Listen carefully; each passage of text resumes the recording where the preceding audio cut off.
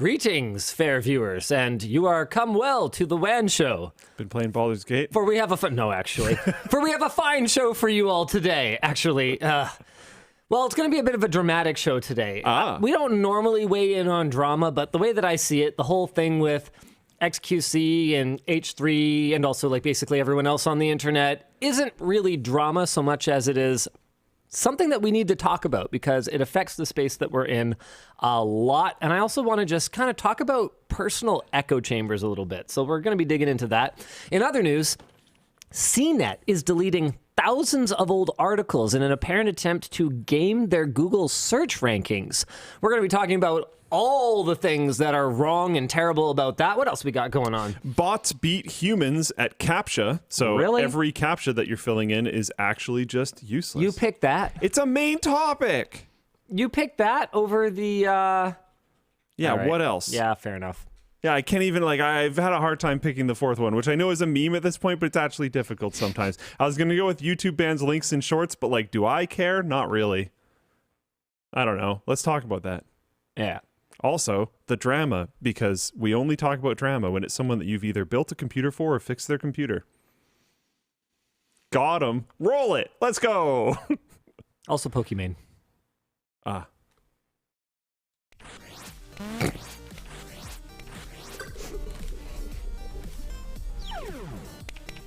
Love it.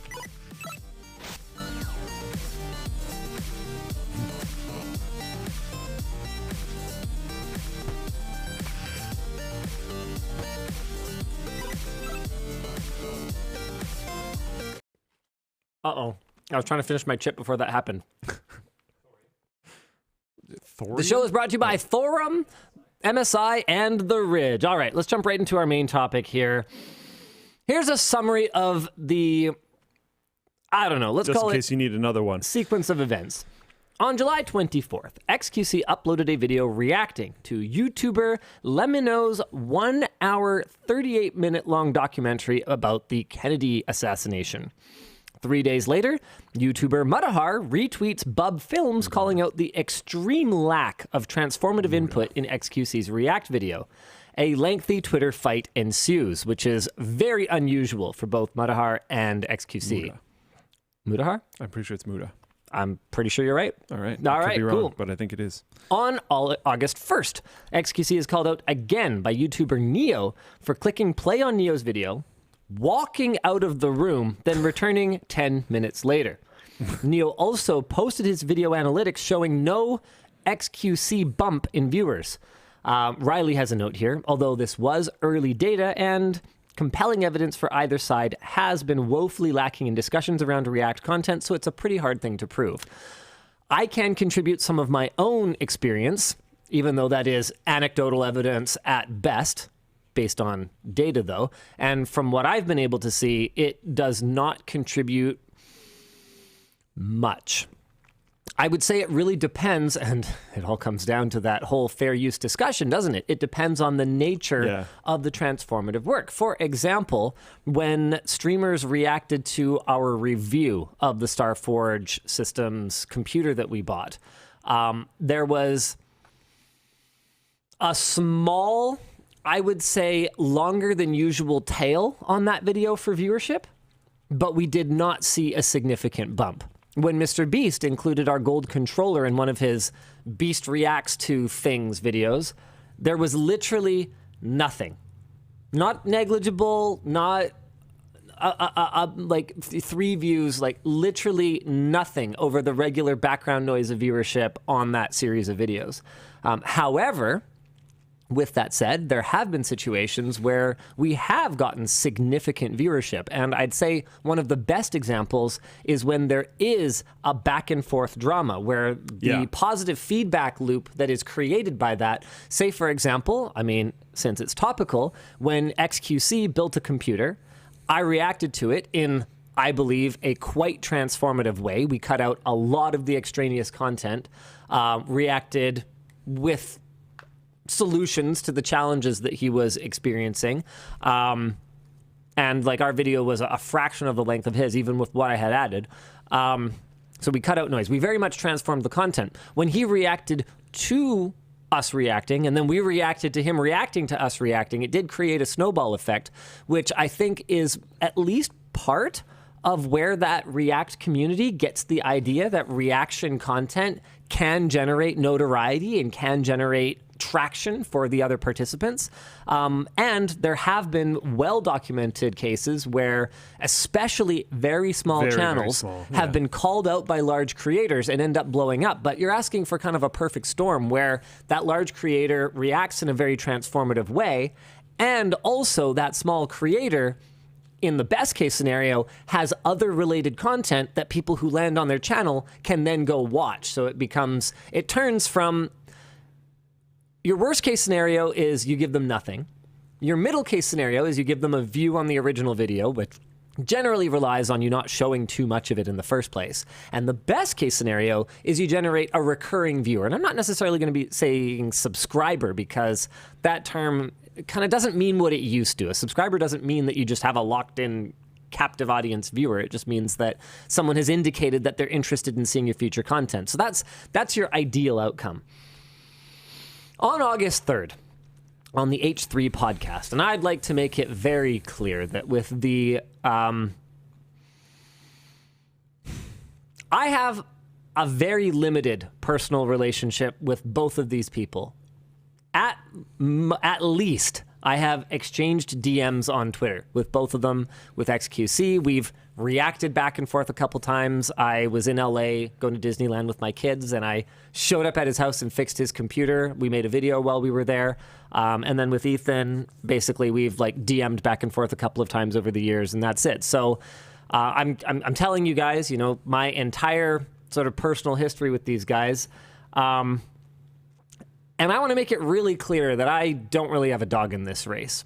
Neither of them are BFFs with me or anything like that. For both of them, there are things about them that I respect, and I'd like to make that very clear. I mean, you gotta respect the hustle in, I think, both cases. You've got to respect with Ethan his ability to reinvent himself. I think that's something that he's done particularly well. But I also think that both of them have had challenging episodes. Is that a fair way of wording it? Am I getting myself canceled, Luke? I don't think so. Am I setting any hordes of... It might be humbling to say that we have as well. Oh, we haven't. You can trust me, bro, about that. That's a joke. That's the joke. It was a good one. Yeah. Anywho. I don't know if they were on the same level, but they've happened. So...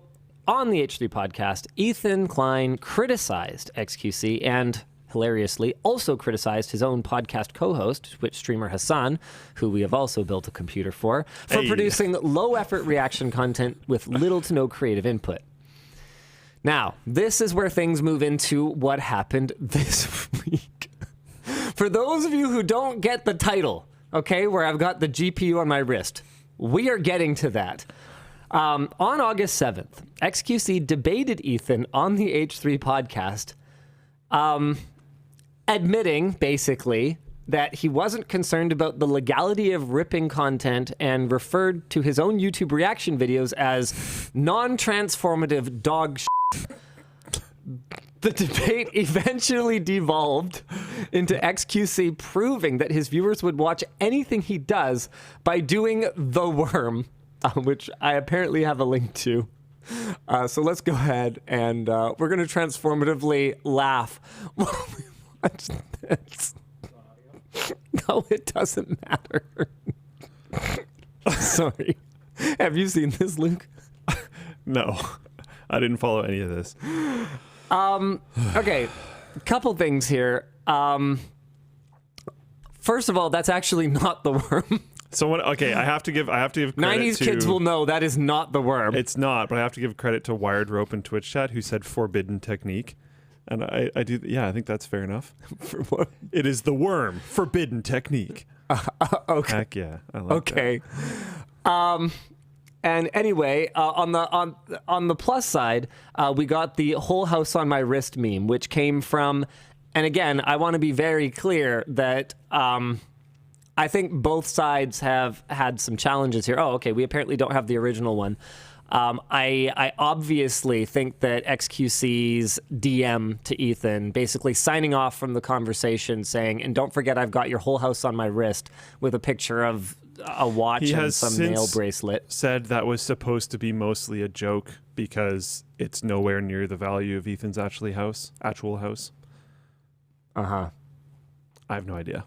I can't tell anymore. Yeah. Like, I actually can't tell.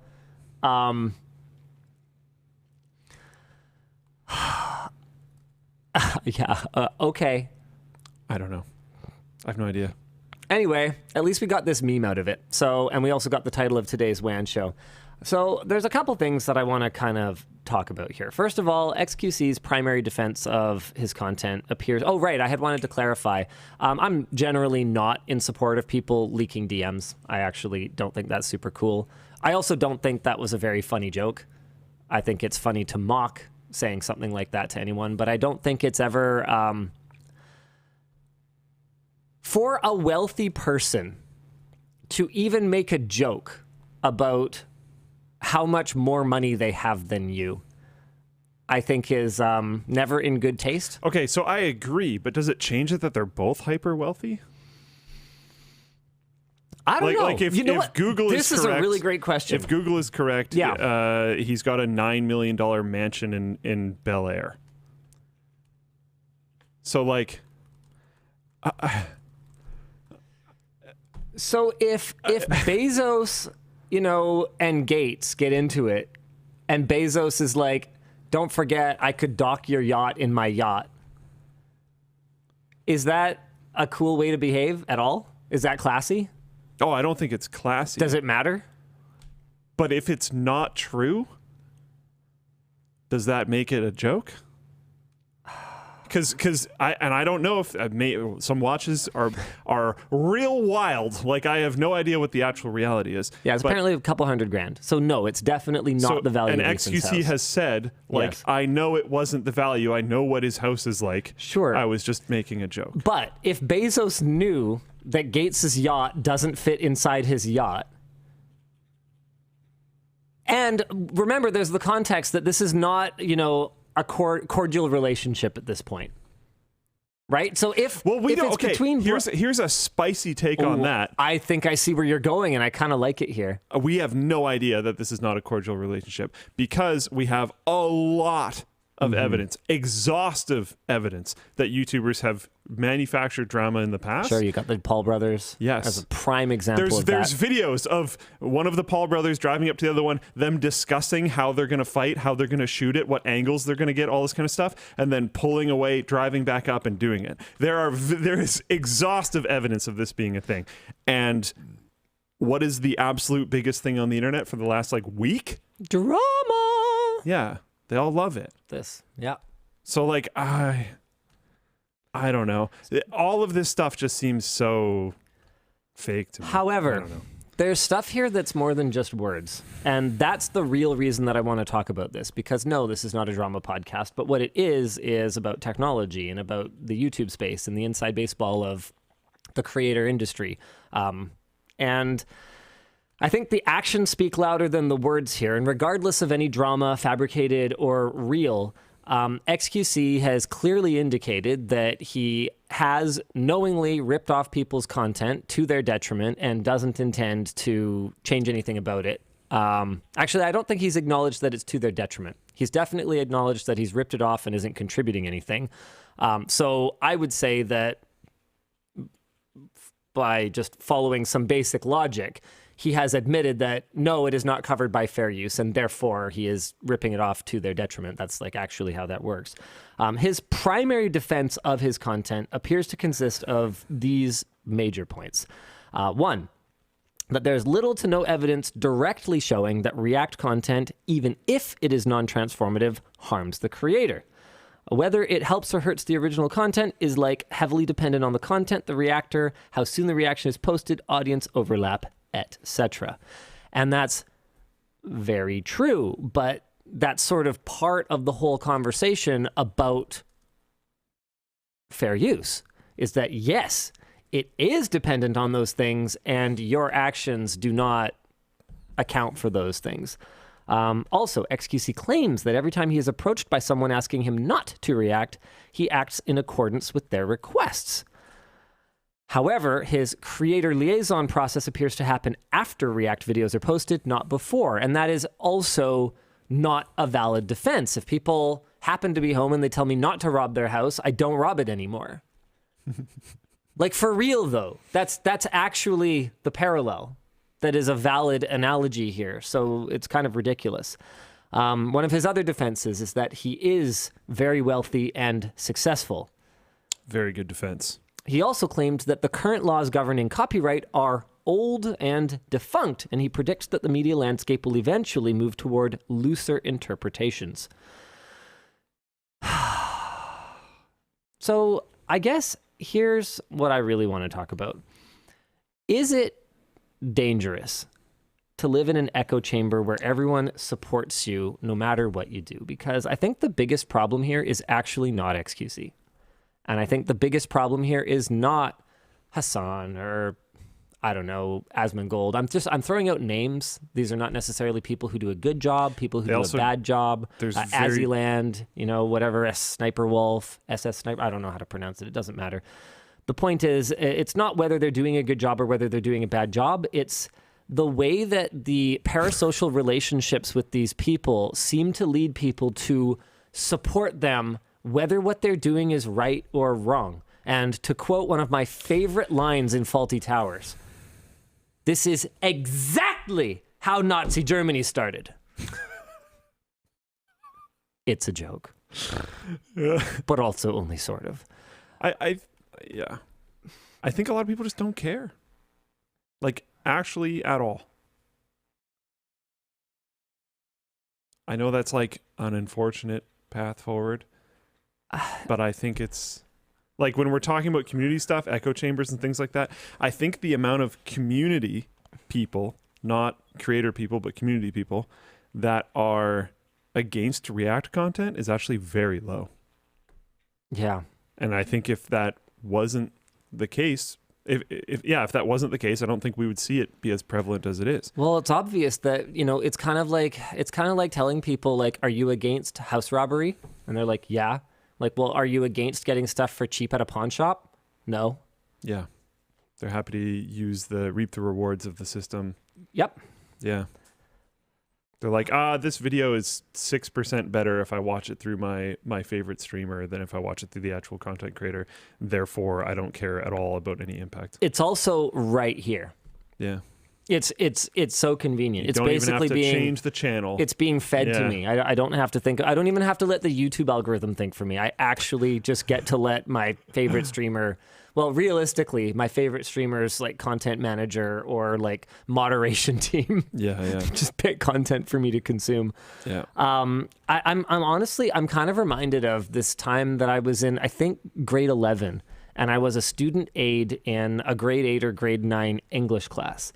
And I was trying to help this one individual in the class improve their assignment or something like that. Like I was trying to give constructive criticism for how they could, English better. And she was, didn't even mean to give a gender, but oh well. It doesn't really matter. There's no way you're going to track this person down. All I've done is narrow it down to one of like 20 people. So anyway, So she basically was upset and felt that she was being criticized. I actually don't know. I'm got a pretty good grade in my student aid class. That's all I can remember from that far back. So I think I probably did an okay job, but I can also be a bit of a condescending sometimes. So, well, look, are we being real right now or not, Luke? Yeah. Okay, we're being real then. Good. So yeah, maybe I didn't present it in the most perfectest possible, beautifulest way. But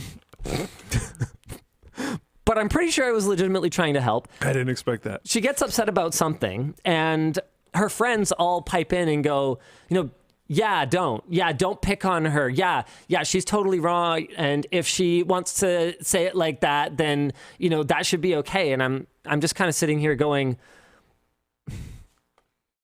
I don't make the rules of English. This is not personal. This is just, do you want a good grade in the class? I am here to help. And it was I don't know what it was about that interaction, but it has stood out to me for so long as such a toxic form of friendship. To support someone no matter how wrong they are. There's something that's like scarred in my brain similar to this too, and I won't name any names here, but there was a conversation that I had a long time ago with there was two parties in this conversation. Sure. Someone who I'd known for a very, very long time, and someone that I had only known fairly recently. Okay. Yvonne, when you just met her. Neither of you are involved. Okay, This cool. is pre-knowing you at all. I mean, with how narcissistic I am, I assume I'm involved in everything. Now that's a He's reference. just going for shots on himself. That's a reference to Dan. You don't even remember cracking that joke? Oh. They put a giant RGB L on the L is for narcissist. Yeah. That's my favorite thing I've ever said in my entire they put a life. giant L on the LAN room wall, and they're like, "Why this?" And he's anyway. That's pretty good. Yes, go ahead. I'm sorry. But yeah, in this conversation, I'm funny. trying to keep it vague because I don't really want to bring this back up again. But in this conversation, the person I'd known for a long time was trying to make a certain claim. And I was like, no, that's just like actually not correct. They were debating the person I knew for a short period of time. Yeah. And I backed up the person that I had known for a short period of time. Because they were right. Not because of a preference thing, but because they were like definitely right. And after that conversation, I got a talking to from the person I'd known for a long time about loyalty issues that I had. And I was like, you're actually an idiot. yeah, like this had literally nothing to do with that. Like, I don't know how I responded, but like in my own head, I'm just like, what are you even talking about? Can we coin that term? Toxic support? Toxic support, toxic friendship, toxic... Well, I'm pretty sure toxic friendship is already a term, but I just mean... Okay. I mean specifically... Toxic support is probably good, yeah. The kind of support that makes you think that you're right all the time, or makes you think that the rationalization that you've done for what you're doing is totally cool and okay, because it's definitely something that I have experienced in my life, right? Like, yes, there's a small subset of our community that is not any kind of supportive, toxic or actually supportive or anything that, you know, sometimes I'm actually very appreciative of, because I definitely do get my fair share of the other not support side of things. But the overwhelming majority, even when we upload a video that I kind of look at after the fact and I go, wow, that was actually bad. The overwhelming majority will still give the thumbs up, and they'll still post a supportive comment, and they'll still support it. And it would be very easy in a position like mine or like XQC's to see that overwhelming support and go, oh, well, the people who don't agree with my worldview are just haters. And I guess what I'm kind of getting to here, I know it's taken a very long time, is that I feel like internet celebrity is getting to the point where it breeds this narcissism. It breeds this inability to see outside of the echo chamber of people who tell you how smart and capable and awesome and sycophant, beautiful you are. Yeah, sycophant is a perfect word to describe it, except it's not quite like that, because a sycophant is, the connotation is more like a subordinate employee, or like an advisor to someone like an all-powerful, governmental official, like a ruler or something like that. Whereas sycophantic friendship, I guess, is kind of the closest thing we'd have to this sort of this like toxic support that. Other people in chat are saying enablers. Yeah. Or toxic enablers. Yeah, enablers. I think toxic support is good, though, to be completely honest. Should I be grateful to our community for beating the crap out of me every time I do something that they don't like? Honestly, though, I mean, to be clear, I don't want you guys to take this the wrong way, but you do not change my course nearly as much as, my in-person, friends and colleagues and supporters do. I think there are exceptions in the community. There's time and place. Like we were talking about one of our community members is coming up to play softball with us soon. You can hardly call Rod a member of the community, but he also is. He is, though. He's a particularly active participant. He's particularly, he has stood out as being absolutely amazing and awesome many, many times. Was he? But he's still a member of our community. Was he pre-Mod 24? I think so. I think that was just where we happened to meet him. I mean, every community member is a potential, friend waiting to happen, potentially. Don't push it. Whoa. Yeah. That's getting down a... However, don't force it. Yeah. But the point is just that, like, where was I going with this now? Don't lean into that too far. I can't remember the word for it right now. What, parasocial? Oh, yeah. Oh, yeah. Parasocial relationships, Yeah, no, real that's bad. Yeah, that's real bad. Yeah.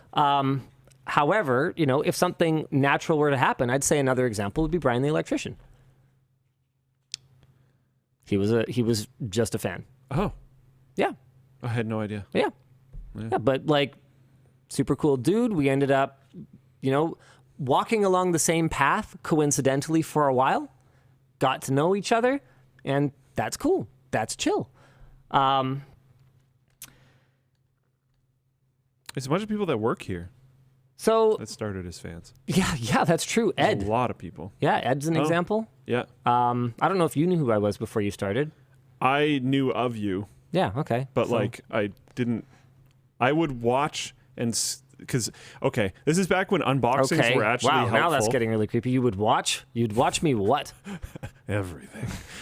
This is back when I actually thought unboxings were super helpful because a lot of product websites would not include what was in the box. And sometimes for different computer parts, I would actually care a lot about what was in the box. Because if I'm doing a certain build, I might need certain things, and sometimes they're not included. So I would skip through videos to see where you pull a certain part out and be like, okay, cool, and then go away.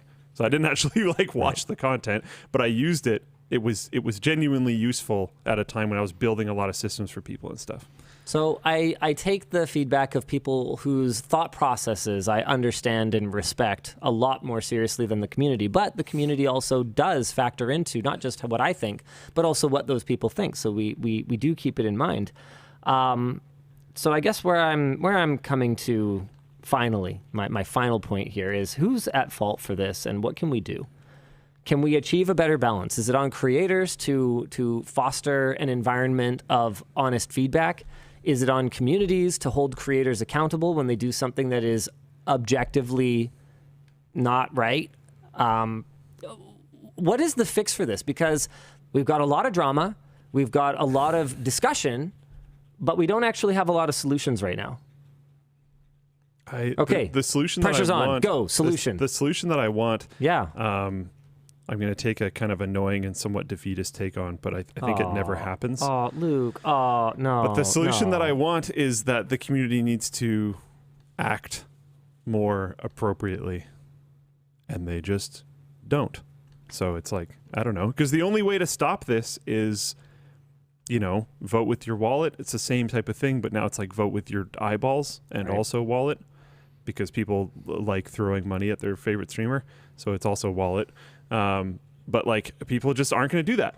So I don't know. And as long as they keep watching, unless the law just starts hammering down, I don't think anything's going to change. I don't think anything at all is going to change from this debate. I think if anything, this just brought more eyeballs to React creators. I don't think the law is going to change anything either. I only recently became aware I don't think that anything will change. Syndicate is still making videos, and I'm just sitting here going like, how wasn't that guy canceled off the face of the earth for what happened with him? People don't care. And if the people don't care, nothing's going to change. So it's just like, I don't know. Like I saw this drama topic pop up throughout the week and just didn't give a crap because I knew nothing was going to change at all and none of it was going to matter. So. Okay, what can we do then? Can you at least have a not defeatist attitude about that? Yeah, I think what we can do is what we've basically always done, which is try to carve our own moral path.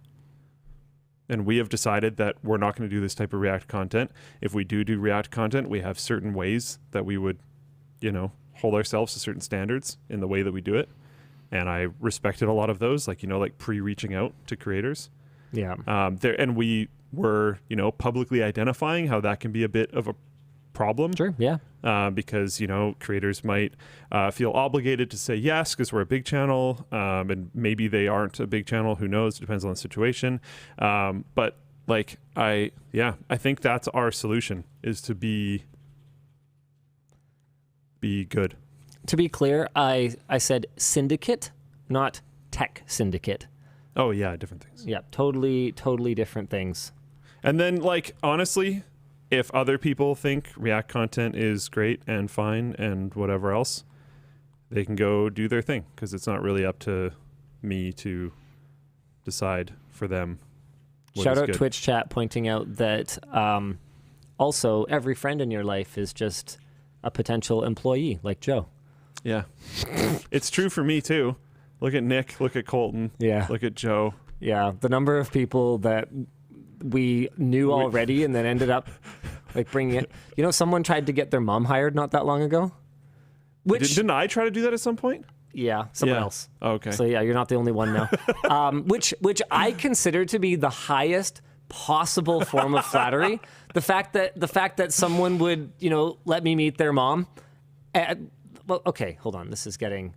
Okay, the point is that they consider this a good enough place to work that they would subject their own mother to it.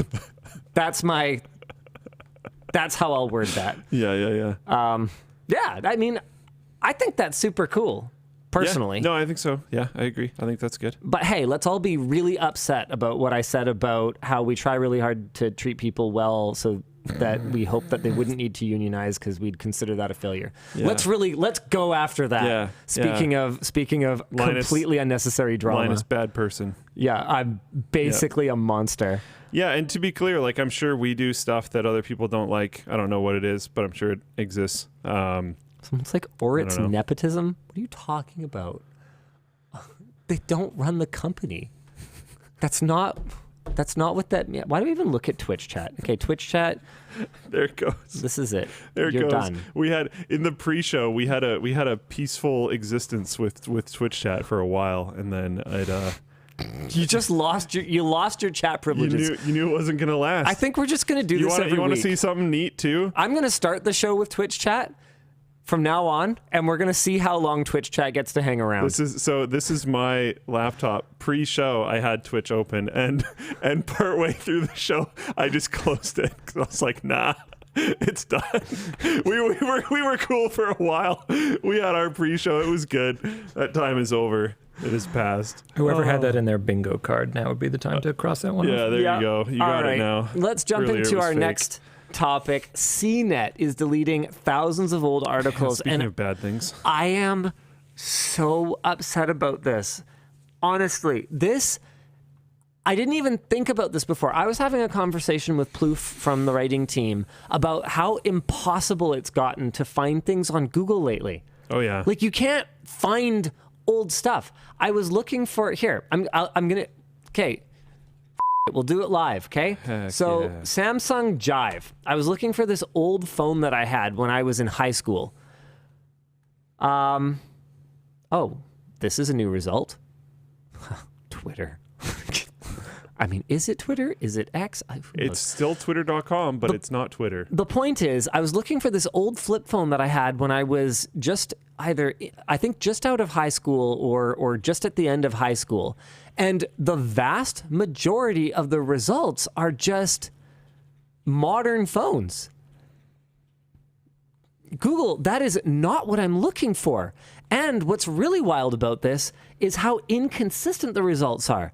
When we were sitting in script review, because it was I think it was the one on old phones or something like that, I had wanted to include a reference to one of the phones that I used to have, but I didn't want to include a reference to the wrong phone, even if it was one that was very similar, because I didn't want to say something inconsistent with something that I had said in the past, right?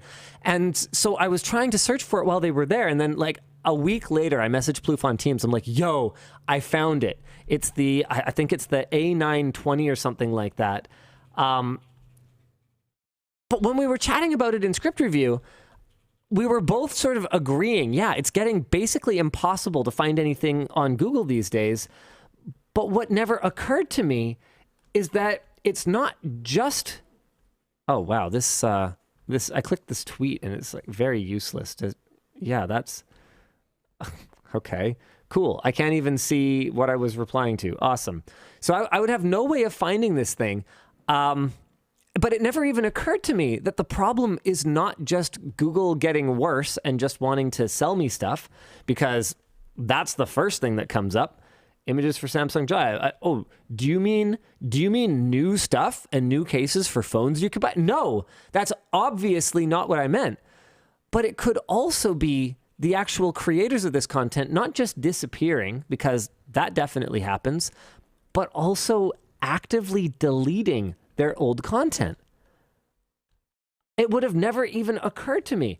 And yet here we are. CNET has been deleting thousands of old articles over the last few months. And when Gizmodo asked for a comment, a CNET representative confirmed that the articles were intentionally deleted and shared an internal memo that said that the articles would be preserved by the Internet Archive's Wayback Machine, and described the deletions as a way to send a signal to Google that says that CNET is fresh, relevant, and worthy of being placed higher than our competitors in search results. I'm going to let you finish, but if you think that SEO is the name of the game in the modern web, you are not fresh and you are not relevant. Yeah. Also, there's other ways to deal with this. Like, you don't have to just delete all the old content. Even if this was real, you could just subdomain it or something. You could move it somewhere else. You don't have to delete everything. Like, this is not the way. CNET.old or something like that. The representative likewise stated, this is an industry-wide best practice for large sites like ours that are primarily driven by SEO traffic. In an ideal world, we would leave all of our content on our site in perpetuity. Unfortunately, we are penalized by the modern internet for leaving all previously published content live on our site. Is that even remotely, like, do you know anything about this that you can contribute to this conversation? Is that even remotely considered to be valid SEO practice, never mind best practice? As far as my understanding goes, no. Also, there's did you read this tweet? Sorry, I've been distracted by other things. Did you read the tweet from Google? We're going to get to that. Okay, yeah. So, like, I've never heard of this being effective, personally. Neither has Google, apparently. Yeah. This is a search. This is a great tweet from @search_liaison. So this is the Google search liaison that says, "Are you deleting content from your site because you somehow believe Google doesn't like old content? That's not a thing," with an exclamation point. "Our guidance doesn't encourage this. Older content can still be helpful too. Learn more about creating helpful content," and then it provides presumably some kind of link. There's a colon here. So no, Google does not recommend deleting older content, though in 2011 they did state that removing older low quality content could improve your site-wide ranking. That was 12 years ago. I doubt that's very relevant today. Things have gotten a lot more granular since then. But I think that what CNET might be grappling with here is, maybe this merits some kind of, I'd love to hear from you guys. Hit me up in the chat with just, I'm not going to try and create a poll for this right now, but when was the last time you visited CNET? Like, in years? Is this just CNET on the struggle bus? At least 5. Like, for sure, at least 5. Lol, no one will answer. I don't even remember. I haven't seen anything past 2010 yet. 2011. 15 years. I'm on CNET right now. No, you're not. Well, they might be because of us talking about it. I mean, that's fair. That doesn't count. Yeah, wow. Pretty much no one be like, I go there every day. I'm not surprised. I mean, I do end up there from time to time. Never sense, personally. Though. Yeah, I was going to say. Always for work. Yeah. It's always, I need to know something very surface level. No offense, CNET. I need to know something basic about some old crappy technology from like 2006 or something because I'm doing research on something. And CNET happens to be the only thing that took such this is pretty admirable, this is pretty cool, but that took such a broad approach to tech coverage that they have anything about that particular gadget or gizmo. So to their credit, that's definitely something that they've done well. But for anything newer, I don't know that CNET is ever my go-to for the best quality coverage. I have stumbled across good quality articles there in the past. They do exist. But in general, I feel like their brand has just been scattershot, blah, blah, blah, just try and do a little bit of everything for so long that I don't really see how they can... I don't see how they can be surprised that their relevance is low, and I don't think their diagnosis is correct. And the main reason I wanted to talk about this is not just to trash on CNET. I have nothing against CNET, but rather to talk about how destructive what they're doing is to the general informativeness of the internet. Like as the sort of the internet generation, I feel like we've taken for granted that things on the internet are just, they're there for you to search for. But if you've got the companies who own all the historical data, just going, oh, well, I don't know, maybe the preservationists will hold on to it. Yeah, or maybe they won't. They're certainly not going to hold on to video. And so this might be fine for stuff that you're deleting from 2004 or whatever. But as we get into the multimedia age, nobody's going to be preserving that. And there's just going to be... We think of putting something on the internet like we used to think of writing something down. And it's not. When it's gone, it's gone. Whether it's the... I've brought this up a few times, but the whole, like, the internet never forgets thing. And then you go forward a few years and it's gone. The internet forgets a lot. Oh, yeah. Or just stops caring. One of the two. Is it kind of both? Are we just tired of caring? Are we out of cares? I think that's absolutely a thing, personally. Yeah. So our discussion question is pruning content like this actually a good idea? And is this a responsible way for a news organization to behave? I mean, that's another big one. Then again, if this is an existential threat, at least in their minds for them, if they feel like they need to get what is it, fresh, relevant, and worthy of being placed higher than our competitors in search results, do you have a responsibility to exist? Is it... I would again say, though, that they could just put it on an archive site. They could subdomain it. They could do whatever. I do not believe that the thing that they're trying to run away from is even real. But if it was real, or even if they believe, who cares, right? Yeah. Even if they believe it's real, there's another way to go about this. I don't know. All right, Dan, what are we supposed to do next? You're going to have to guide me. Oh, yeah, sure. Yeah, I don't know how to run my own show anymore. You're a little bit before time. So we're going to do the merch message content and 2 curated.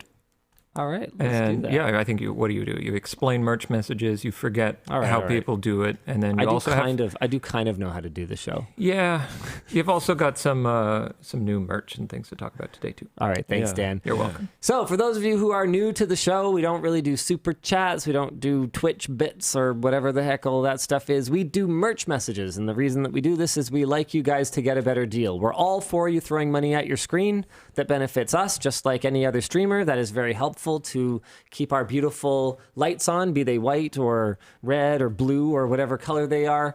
But we also like for you to get great value for your money and some, just not even acknowledgement doesn't seem that great, and that seems to happen an awful lot in this space. So our solution to that is merch messages. In order to send a message into the show, which might show up down there, it might get a response from producer Dan, so make sure that if you do send a merch message, you do monitor this for the rest of the show. Or Dan might curate it for me and Luke to discuss. And if we don't do any of those things, well, hey, at least you get your order in the mail. The way to send a merch message is to go to LTTStore.com, go to the cart, and then anytime we're live, you're going to see a little box where you can fill out a merch message, and it will go into the merch message queue. Dan, do you want to pick a couple to kind of show the people how it works? Yeah, sure. I got a bunch here. Sick. Hey, you hey. really do have a bunch. What the heck? Why are so many people buying things this week? I don't know. It's exciting. I thought this was going to be a slow week. Nope. Hey. What the heck? Is the clear screwdriver confirmed? NETA. That thing looked sick. Can't wait. That one does look really cool. I think confirmed is a really strong word. What it definitely is in progress. We definitely want to do it. But unlike the colored plastics that we used for the creator editions, okay, actually, that's kind of a different thing. Unlike the colored plastics that we used for the build your own at LTX, the clear plastic is an entirely different plastic. It's not Triax. It's I forget exactly which one we settled on. We tried a handful of different transparent plastics. But instead of just having a different colored dye in it, it's a completely different plastic. So the colored ones, we managed to use the exact same mold. Not only that, but we were even able to validate that they are very, very nearly, not quite identical, but almost identical in terms of the force required to take them apart. So a cold press fit is just as good, trust me, bro, as a hot press fit. So that all went really well. But with the transparent plastic, what we found is that shot in the same mold with all the same other pieces, unfortunately, it shrank. It got smaller and smallened a different amount. And so there were fit issues with the top of the cap, as well as with the ratchet mechanism, I believe. So there has been a significantly larger amount of R&D going into the clear driver compared to things like the upcoming Noctua colorway or any other upcoming colorways that we might have. So, yes, I sincerely hope so. We think we've pretty much got it solved now. So it's just a matter of moving to production and making sure that we actually have it solved, because at our scale, we can't really afford to make mistakes anymore. That's kind of a funny thing too, is like the whole trust me bro thing is like also internal. You know, like yeah. I just have to trust my engineering bros that we're not going to ship out 10,000 screwdrivers that then we have to, basically just eat and refund because we completely screwed it up and the whole thing falls apart or whatever. Like I have to trust the team to maintain failure rates that are low enough that we can continue to survive, because that the community is not going to let us off the hook if we try and do anything other than whatever's right. And so they shouldn't. I consider that a feature, not a bug. I've settled on that. With that said, don't expect me to take every little bit of criticism completely seriously. I mean, some of it is, no offense, not very valid, but I'll read it. And you got to filter stuff. That's going to be true for everybody. Yeah, you got to filter. Nipless Cage in Floatplane chat says 10,000 backpacks with broken zippers that still don't have a fix. Correction, Nicholas Cage, it's 40,000 backpacks. Yeah. Okay. And we do have a fix. And we've shown the progress of the fix over time. No, I don't know how serious that was. Yeah, no, we good. It's not 10,000. Yeah. It's 40,000. And that's in manufacturing. That's coming. We will take care of it. Trust me, bro. Oh, good. A thing happened that is good. How wonderful. Cool.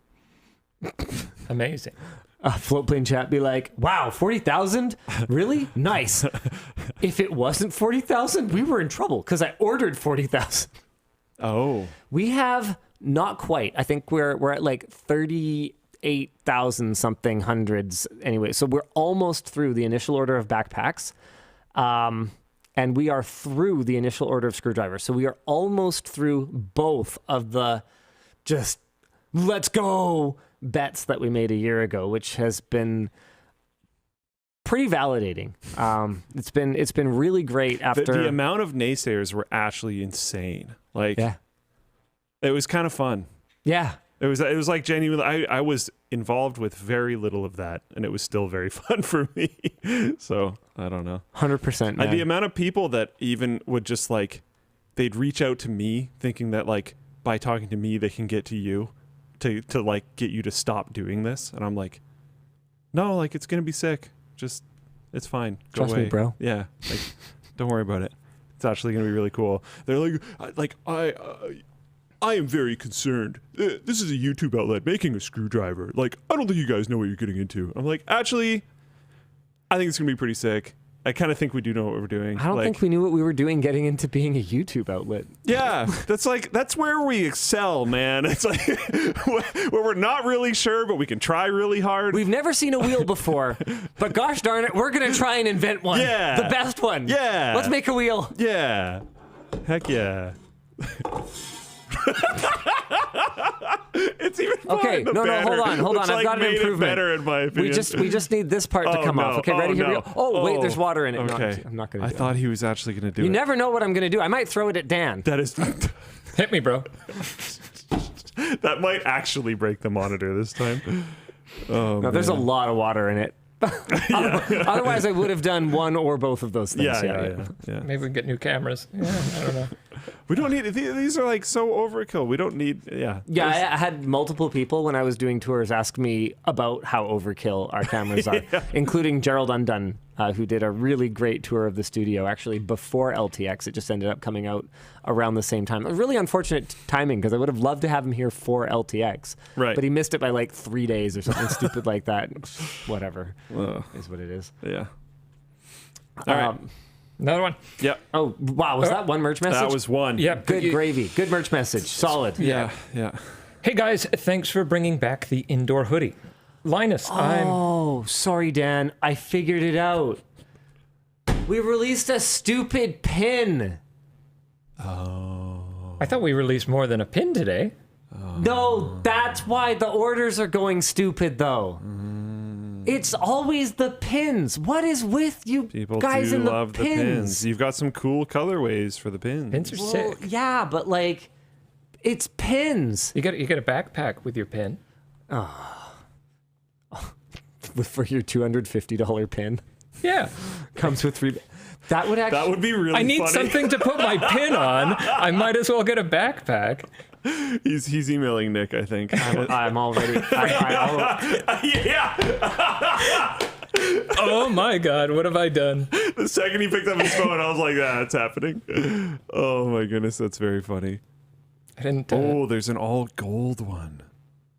Can you stop feeding into this? That would look really sick on the backpack, though. I'm just saying, because the all black outside of the backpack, with the gold pin. You could do like a silver one, and then make like another backpack with like silver on it to like match the pin. But I think that would be cost more. Did you see anybody who had modded backpacks at LTX?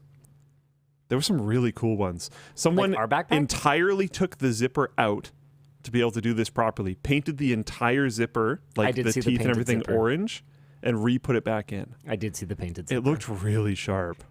It looked like factory level. Like I didn't look that closely, but like from the distance that I was at, it looked really good. Yeah, I was very. I didn't see more than that though. I don't think I did see a lot of backpacks. There was one where somebody had stitched a pattern that again looked like it was like bought that way. I don't remember exactly what the pattern was. And there was a couple wasn't like other WAN Show pattern, was it? I don't think so. No. Okay, because if it was, I have a story for that. Okay. Someone showed up at LTX with a prototype WAN themed backpack. Do you know about this? No. Oh, so you don't know about this? Well, I've seen it in the thing. Okay. So what happened was we scrapped or iced that project, or like it was an early prototype bag that had like problems with it. Did they? And someone internally was like, I'll take it. They didn't sell it, which is good. Okay. We asked the person where they got it. They got it at like Value Village, so it was donated. But we had to have a serious conversation in Monday morning meeting that kind of went, hey. Yeah, you probably shouldn't donate those types of things. For prototype stuff, like immediate family, you want to give it to them or whatever, like, okay. And that may even be what happened in this case. Maybe they did give it to an immediate family member. And then, okay, but then you have to have that conversation with the family member that when you give it to them, where if you are no longer going to use this, this comes back to me. Yes, it should have made its way back here, because it's not that we don't want people using stuff that would otherwise be wasted. It's just that that's not final goods. it's not representative of the proper product quality, which maybe is why they donated it, because it was an early version. It wasn't comfortable and stuff. Yeah. We have a very important question from. Oh yeah, sorry, we are still supposed to do a merch. Oh wait, Pan Bish. Oh, all right, fine. In Floatplane chat, who says, "Why don't you have even one photo with the pins on a backpack?" I don't know. It's a good question. It is a pretty good question. All right. We know we need to improve our product photography, and this is not against our photographer. This is just, we are still a really small team. I know that like for those of you who spend hours a week with us, essentially, you know, hanging out and talking tech and all that cool stuff, you know, we probably seem like, you know, like a big YouTube company. But a big YouTube company is still a really, really, really small company. And so our entire merchandising team is Maria takes some pictures, which is definitely not her job, at least not fully. She does a good job of it. Yeah, she mostly does graphic design. That was what she was actually hired to do. But hey, she does a fantastic job. And Nick tries to write some copy. And very recently, we hired Anna, who also works on some copy. Everything else we've hired is designers, fit techs, customer service, and engineers.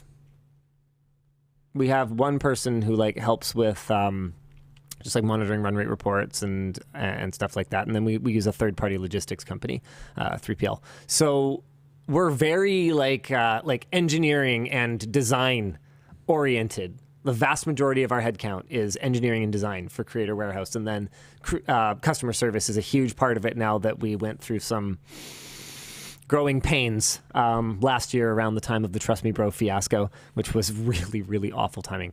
So yeah. Top Gear 1224 in Floatplane chat posted their backpack with their pins on it. So your question of why we didn't do a thing, the answer is because we try. Dang it, we try. That looks amazing, though, by the way. Yeah. Looks freaking awesome. Someone's like, maybe you should hire someone then. That is like such a classic. Tell me you have never tried to hire anyone without telling me you have never tried to hire anyone. Isn't this a whole thing? Like, I'm almost like semi-surprised this isn't a topic, but it's also not that interesting, so whatever. Yeah. Maybe that's why. But the American semiconductor effort, Yeah. their issue right now is that they can't hire people. anyone. Yeah. Well, part of it is I think TSMC has a pretty toxic work culture. Oh, does it? Very Taiwanese. Like, I'm sorry, you're not married to us for life? You need to go home? What? You don't want to work here for infinite hours? Yeah. Yeah. Why not? Well, because I don't and stuff. Because Taiwan's cool. I want to experience Taiwan. Yeah. Well, yeah, but it's not in Taiwan. It's in America. Oh, no, it's in America, too. Oh, it's TSMC in America? Yeah. Oh, I didn't actually realize that. Yeah. Okay. That's the problem. Okay. Is TSMC is running into significant challenges hiring outside of cultures where you can work people like that. Is like not even a thing. Yeah. Yeah, exactly. Yeah. All right. Sorry, Dan. I totally didn't let you finish that. You ready for your second merch message? I'm ready. We're going to be here all night. Hey guys, thanks for bringing back the indoor hoodie. Linus, I'm finishing up my basement home theater. Have you been able to enjoy yours and anything that you wish you did differently? Okay. Well, one thing I wish I did differently is that I didn't assign Dan to my sound treatment because it's low-key been a year. What happened? No, I'm just kidding. That Oh, you literally did though. I did. Yeah. I know. Yeah, but I'm kidding. It's not your fault that it's taken so long. I'll explain. We are working on our own sound treatment product, and it's been very challenging. By the way, Dan, did you know we've made some really good progress recently? I have also seen some of the special ones that I requested were made too. I know that you've been having some problems. But... Yeah, no, we had a breakthrough. Oh, really? Yeah. During merch meeting, either this week or last week, they showed me a new version of the sleeve that fixes all the like the ripples and the waves around the corners. It's not perfect because that was a major issue. A modular solution is never going to be perfect, but it is so much better, and I'm actually really excited. I'm really hopeful for the project now. So we've had all kinds of issues around extrusion of the framing pieces, sourcing of the foam pieces, figuring out how to mount it to the wall in a way that is A, easy, and B, cost effective. And then the biggest one has been figuring out how to do the wraps around them in a way that is both sealed, so that you don't have to worry about, particles from whatever crap you put inside it floating around the room all the time, and B, doesn't look like butt. And C, is easy for the user to self-apply.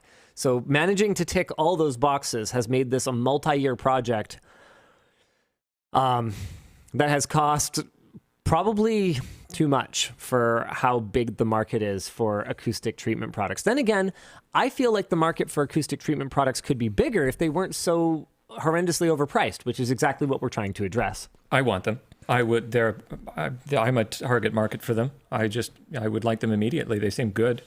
I was told, they'll be ready in a couple months. Yeah. And it's been over a year now. Yeah. So I assigned Dan to do a video, actually. Well, I think it was going to be 2 videos. 2 videos. Yeah. So a mini series of videos with me where we were going to, what was part 1? So we're ready for part 1 if you want to attempt that eventually, soon, I guess. Oh, what's part 1 again? So part 1 is just the treatment to the walls, and then part 2, I think, was going to be with the acoustic treatment on top of that. I don't know. Oh, you mean like the light treatment? Yeah, I don't know if you want me to spoil it or not. No, yeah. We'll just talk about the plan. I spent quite a long time sourcing different types of velvet. So we're going to cover your entire theater, floor to ceiling, in black velvet. And I went to a whole bunch of different suppliers, and I tried a whole bunch of different velvets to find the one that had the best light ablation characteristics in every single direction, because most velvet is like, it only points in one direction, and this one had to go from everywhere. And then because we were thinking about doing this with the audio treatment as well, I sent that over to CW, and then we managed to get a massive ream of it from a supplier that we have. So we now have it's like a body bag of black velvet in logistics. Okay. It's a lot. I can't hear Black Velvet without thinking about that song. Yeah. Black velvet and that little boy smile. Black velvet and that... I don't know the lyrics. And that slow southern style. Anyway. Yeah, I can't hear it without thinking about that song. I know. Yeah, so we've got Very some exciting. really high quality velvet. I don't know how to attach it to your walls. I got to figure that out. And then, so I think, you know what I think we settled on was that we're not going to do part 1 until we know that we have some kind of reasonable expectation that part 2 will ever happen.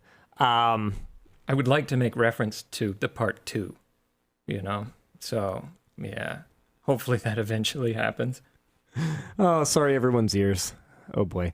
Anyway, so yeah, I regret not doing better light treatment, and I regret not doing sound treatment, but boy, am I ever going to fix those. And now that we have so many qualified peoples and equipments, we're going to do an awesome job of figuring out exactly what difference the light treatment makes to the contrast, exactly what difference the sound treatment makes to the acoustics, and it's going to be awesome. Okay, I guess that's topic 3. Do some more topics. Dear Luke, no more Linus singing. Please let him know thanks. I'm concerned. I responded. Oh, really? He will sing as much as he damn well pleases. Wow, what a voice. You should do a Christmas album. No! Yeah. He's already made a Christmas album. Yeah. Number 2. It was already perfect, and we never need to do it again. You know how new Christmas albums seem like they came out all the time back in the day? Yeah, when's the last time anyone did like a Mariah Carey Christmas? Did Ariana Grande do one? I think she might have. Oh, really? Hold on, let me check, because that would be I feel like this recent. used to be like all the time bands had Christmas albums. It doesn't seem to be as big of a thing anymore. Christmas and Chill is the second Christmas record and EP by American singer Ariana Grande. It was released December 2015. Yeah, that's a lot of years ago. Yeah.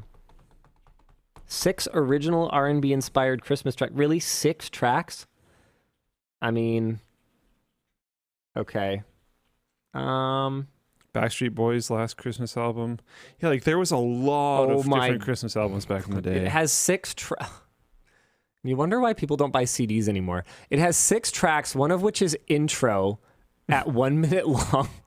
This is a 13-minute album. Sick. And I'm not trying to say that the quality of an album is determined by how long it is. I'm just saying, I'm just saying that there's a certain limit to how much quality it can have based on its length. If every one of those is a certified 10 out of 10 banger, then it is at best a 60 out of, whatever, some album that had 15 songs, each of which was a 10 out of 10. So it's at best a third as good as that one. To save you from the internet's ire, I think that would be called an EP if it's six songs or so. Oh, it is an EP. Okay, it's EP. It's not an album. Sorry. Extended You will get play. attacked. Okay. I'm sorry. Well, does it cost less than an album? That's up for debate. So an EP is just an album that they acknowledge is shit. No. Okay, sorry, is a shit value. I mean, in the good old days, they would be slightly cheaper, but I don't know how it works these days.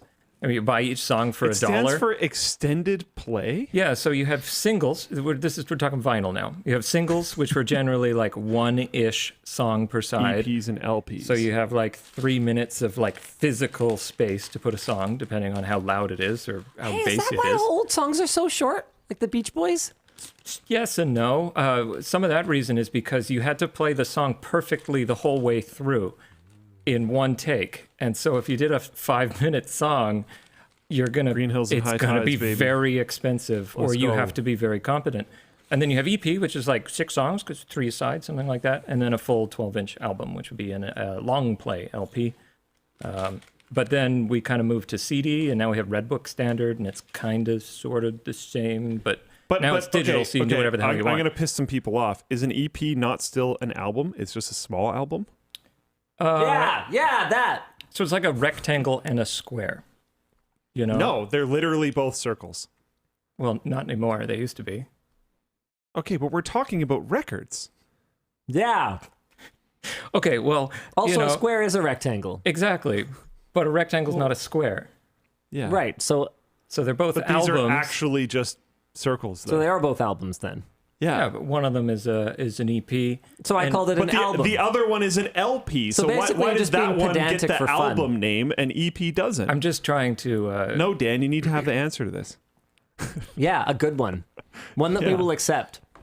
And you know that we won't accept anything. So someone in Floatplane chat is like, Luke is trolling. I'm like, I'm actually not. I didn't know not the even word, a little? Because I'm trolling a little. Well, yeah, a little bit for sure. But I didn't know LP existed, and now I do, and this makes less sense to me now. I've heard the term.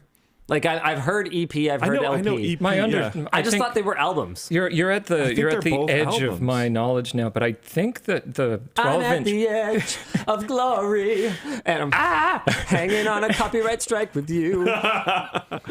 I think that the long play actually came a lot later. Like they used to be teeny tiny, and then they managed to figure out how to make bigger ones, right? So that makes sense because EP stands for extended play, which is like... So you have your single, which is like, we could put a song on this before the machine exploded. Yeah. And then extended play is like, now it's the new big, we got Blu-ray. It can hold more song. And then, we got the really big ones. I don't know if there was a bigger standard, like super extended play, but I don't think so. I only know tape. I'm not old enough for records. Yeah, tape is actually in a resurgence right now, which is kind of interesting. An EP extended play is a short album. Tape actually sucks f***ing butt. Like, it's the worst. Wait, did you say tape is coming back? Yeah, tape is cool now. Of course it is, because everything becomes retro. When is Dance Mix 95? When's my copy of Dance Mix 95 going to be worth like $500? Well, we're seeing a resurgence in like Dance disco. Mix 95 was kind of sick. Kind of a banger. Yeah, it actually, like, unironically was really good. It's the same thing over and over again. Yeah, as I said, like square and rectangle, like they're all technically an album, but Linus was, I think probably people on the internet would call him out and be pedantic because it's 6 songs. People on the internet? I think you mean people in this room. Well, technically, I'm on the internet right now. Boom, got him. Man, I was talking to... Oh, I was about to turn him off, but he already turned himself off. We're all good at turning Dan off. Okay, so someone MICN in Floatplane chat said it's legally an EP when it is under 30 minutes of songs and an album when it's over 30 minutes. Okay, so she's still 16 minutes out of 30. But again, an EP is I mean, I guess it's a record. It's not an album. Well, the thing is that the record, it's kind of like there's so much space, and the amount of music. There's so much space. We can fit 12 songs No. in here. There's only so much space, but you're trying to attribute what is like a time-based thing into space, and depending on the type of song and the makeup of the song, sometimes they use more space. And in the 80s, they had a lot of makeup. Yes. Yeah. And a lot of bass guitar and heavy kick drums, which are a bigger impulse, which means it has to be wider.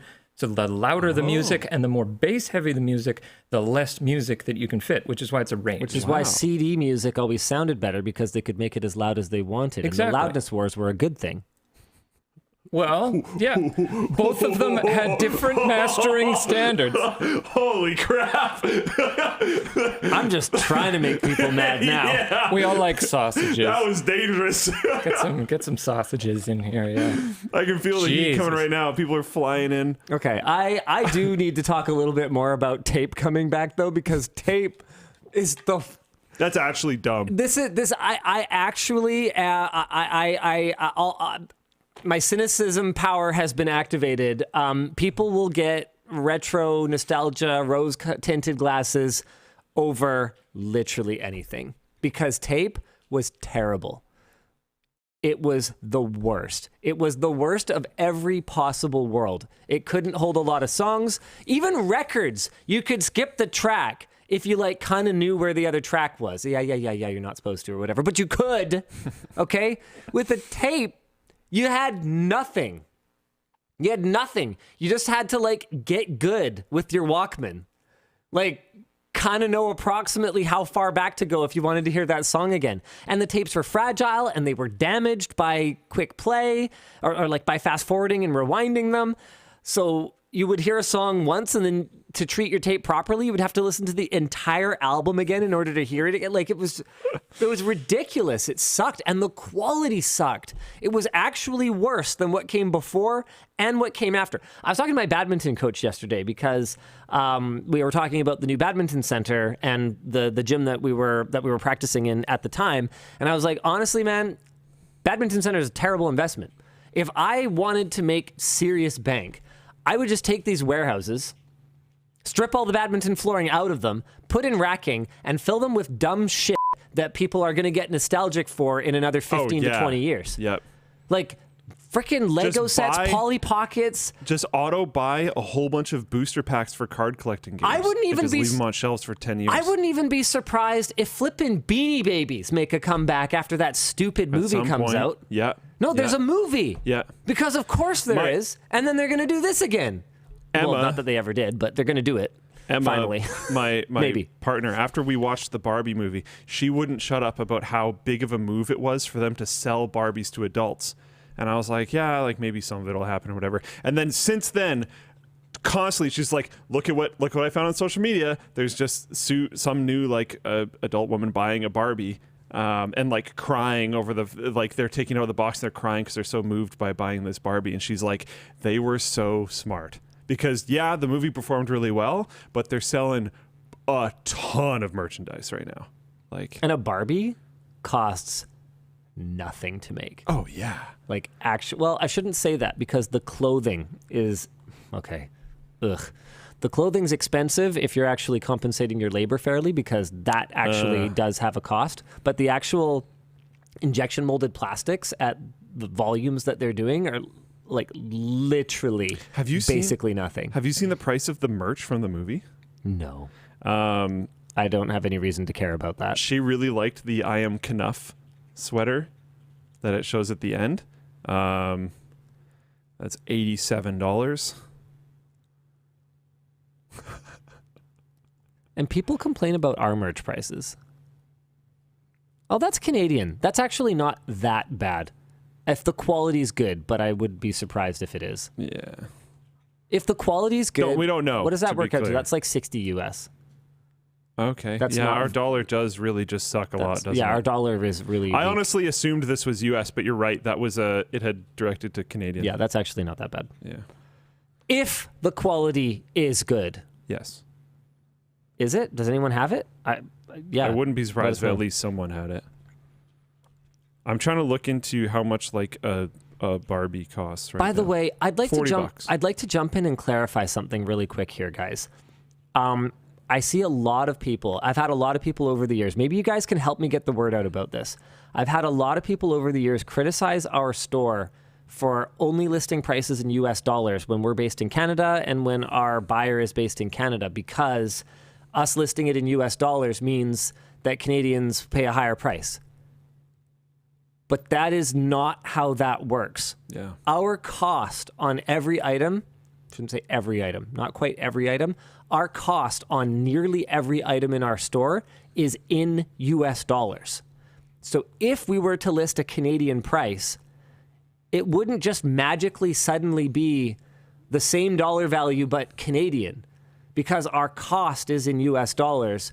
And so our margin targets that we need to hit are based on our cost. And so our Canadian prices would just have to float around based on whatever the exchange rate is and whatever our USD cost is. So for us, it's a lot simpler to just have a USD cost that is a USD price that is derived from our USD cost. This is a pretty normal experience for me personally.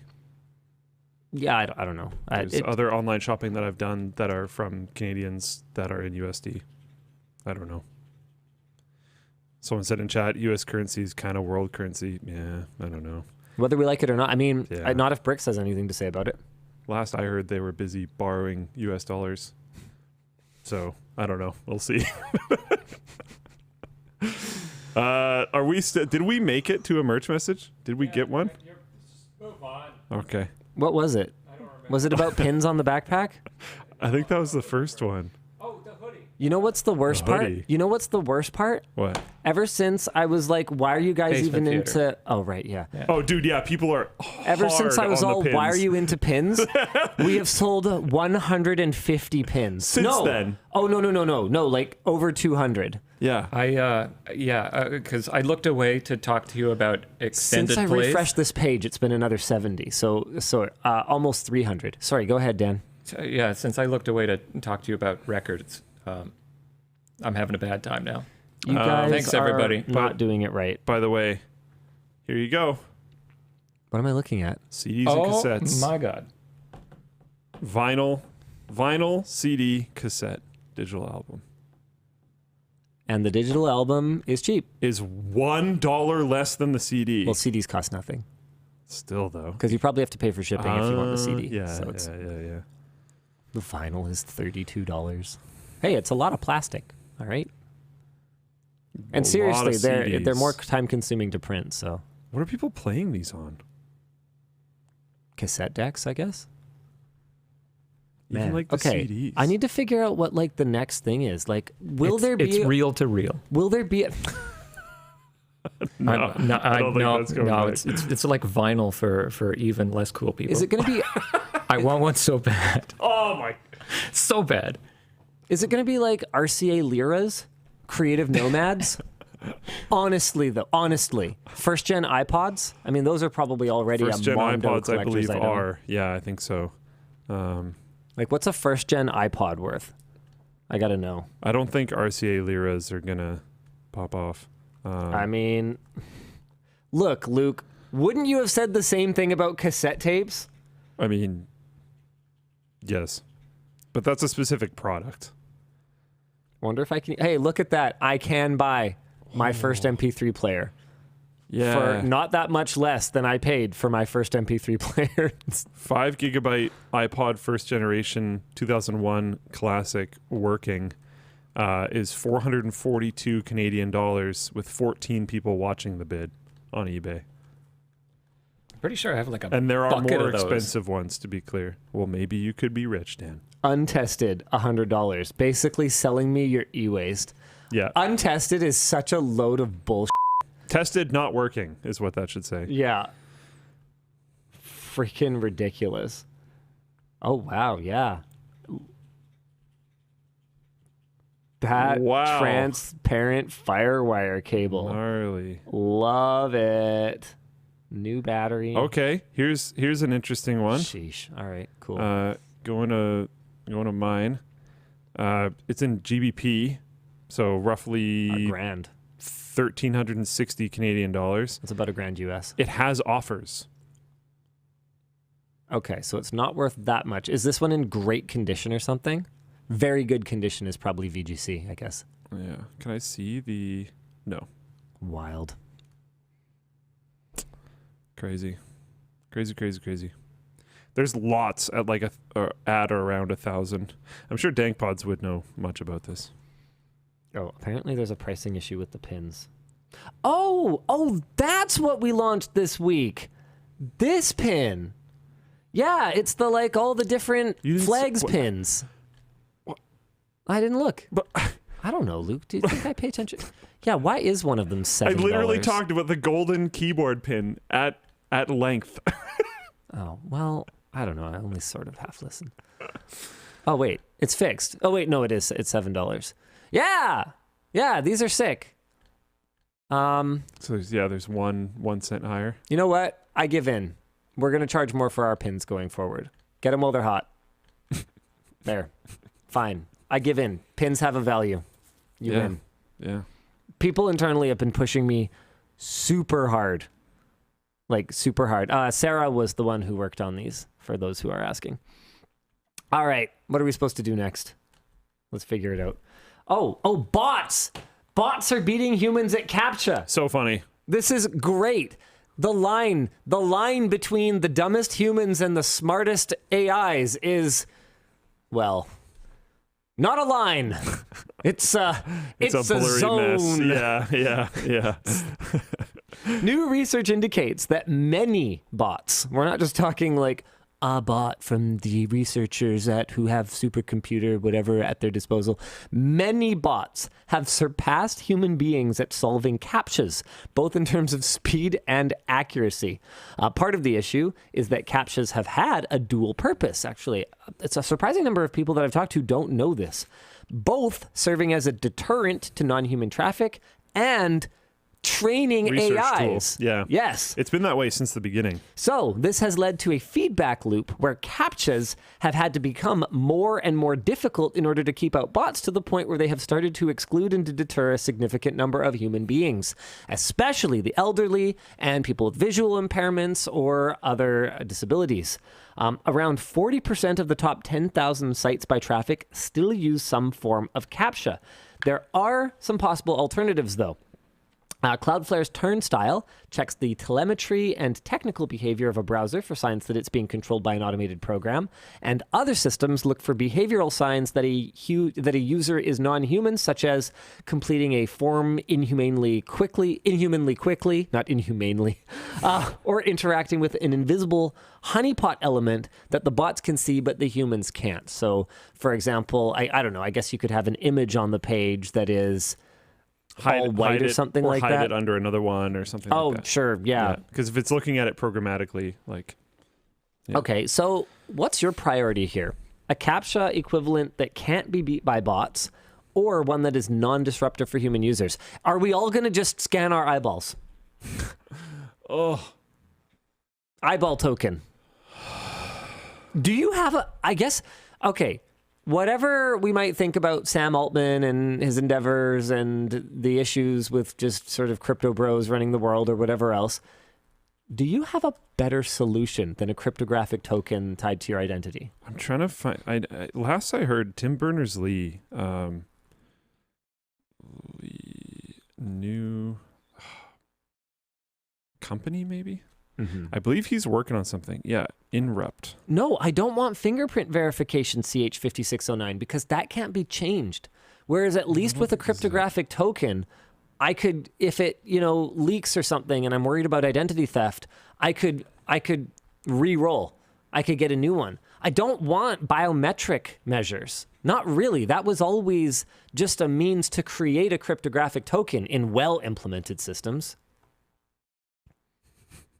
burn your fingerprints off. That's still, you're the guy who doesn't have fingerprints, not suspicious. Dan, do you have fingerprints, Dan? You're laughing awfully hard. I refuse to answer the question. Not at the rate he's typing right now. They hurt. Just burn them off. I don't remember. Maybe it's not the Tim Berners-Lee project. I'm pretty sure there's a project out there that has a different solution for this, where it's like a new way of handling identity online. Yeah. I don't remember exactly how it works. It might even be the Tim Berners-Lee thing. I just don't have enough time to dive into it properly right now. But I think, in my opinion, passwords are not really cutting it right now. And I know there's passkeys. Someone in Floatplane chat talked about passkeys. I don't necessarily know that passkeys are going to be the end game. I think they're going to be the thing that we use for a while. I do think they're going to be a thing. They're already a thing in some situations. But I think advanced solutions for handling identity on the internet are going to become a thing, and it's going to make this stuff irrelevant. And I think it's coming a little bit too late.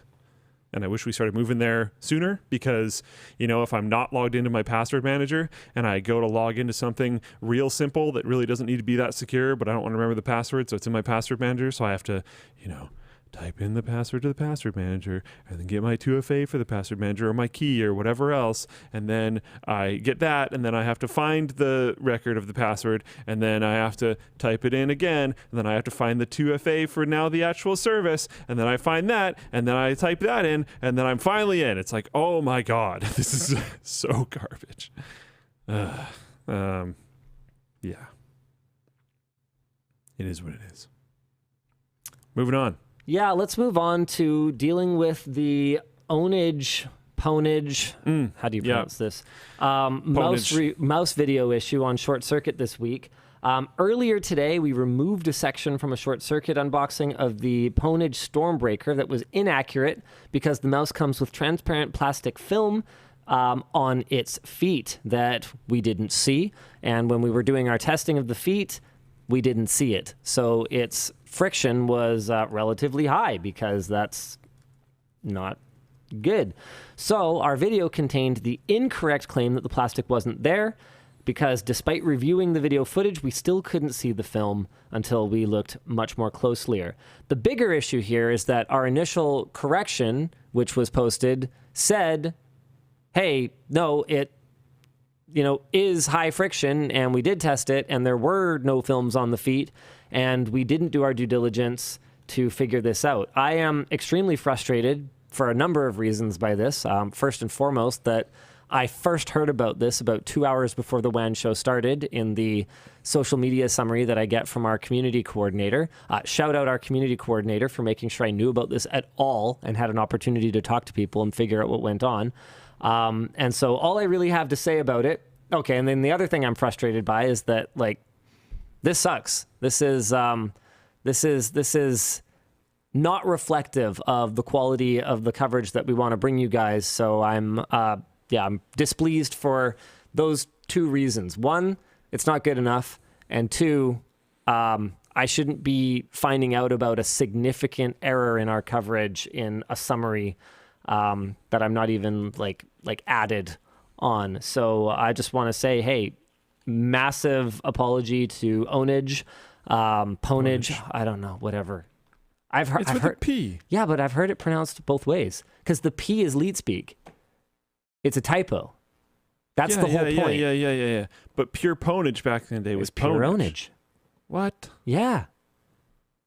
I thought it was pure Pwnage. No, it's pure Pwnage.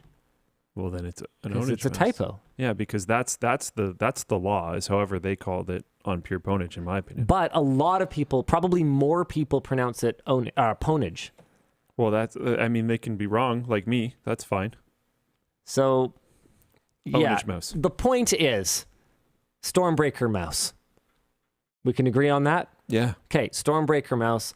So yeah, that's our bad. Sorry, guys. We're figuring that out internally, how to do a better job of all of that stuff. We still have, obviously, a lot of processes to figure out when it comes to multiple teams working on things and communicating with each other. But there's really nothing to say other than, yeah, that sucks. Yep. Yeah. Our bad.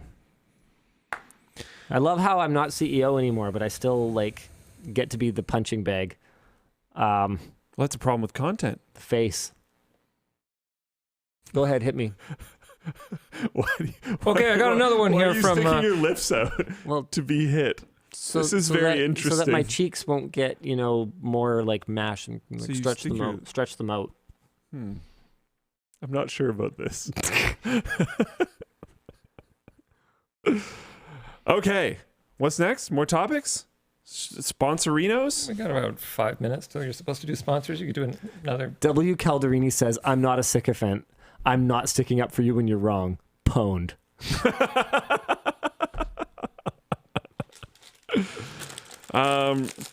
There's a topic we can probably go over relatively quickly before we do sponsors. Sure. Which is titled in the doc as title. No, let's make them wait for it. Let's do sponsors. Got him. You got owned. Pwned. The show is brought to you today by Thorum. Are you looking for unique rings that are literally from space? Well, Thorum, our sponsor, makes the impossible possible. They handcraft rings from meteorite, whiskey barrel, World War II rifle stocks, and dinosaur bones. It ain't the ring from the Lord of the Rings, but it surely can be your precious. Thorum offers paper ring sizers so you can secretly get your partner sized at home without a problem. I don't think I'd be able to slip one of those onto my wife without her noticing, but maybe yours is really stupid.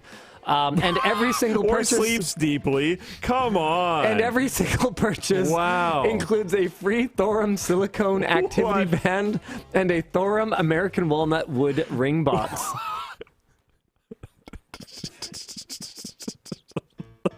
What is going on? What is going on today? Some people have dumb SOs. Gee, why are you putting this paper ring sizer on my finger? Are you getting me earrings? I mean, can you imagine being married to Linus?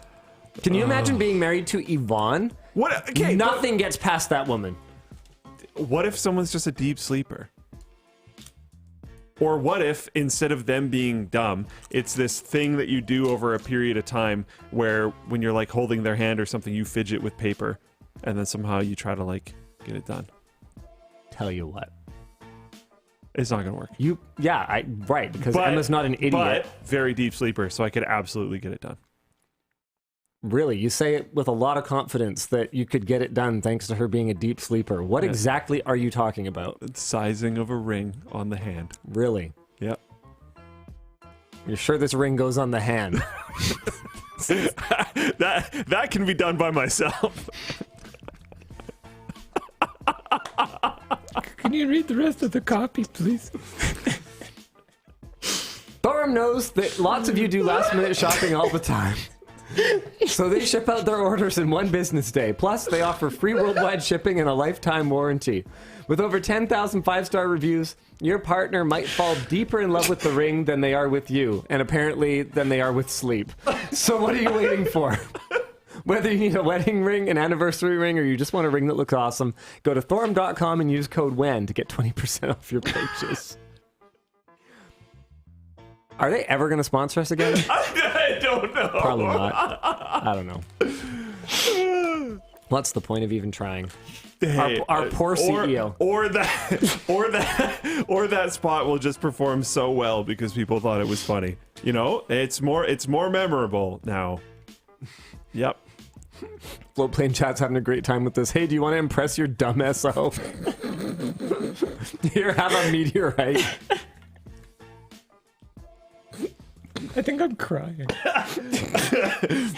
I'm gonna get him to spit on this laptop at some point. Yeah, I knew you were trying. I'm gonna get him. Oh my goodness.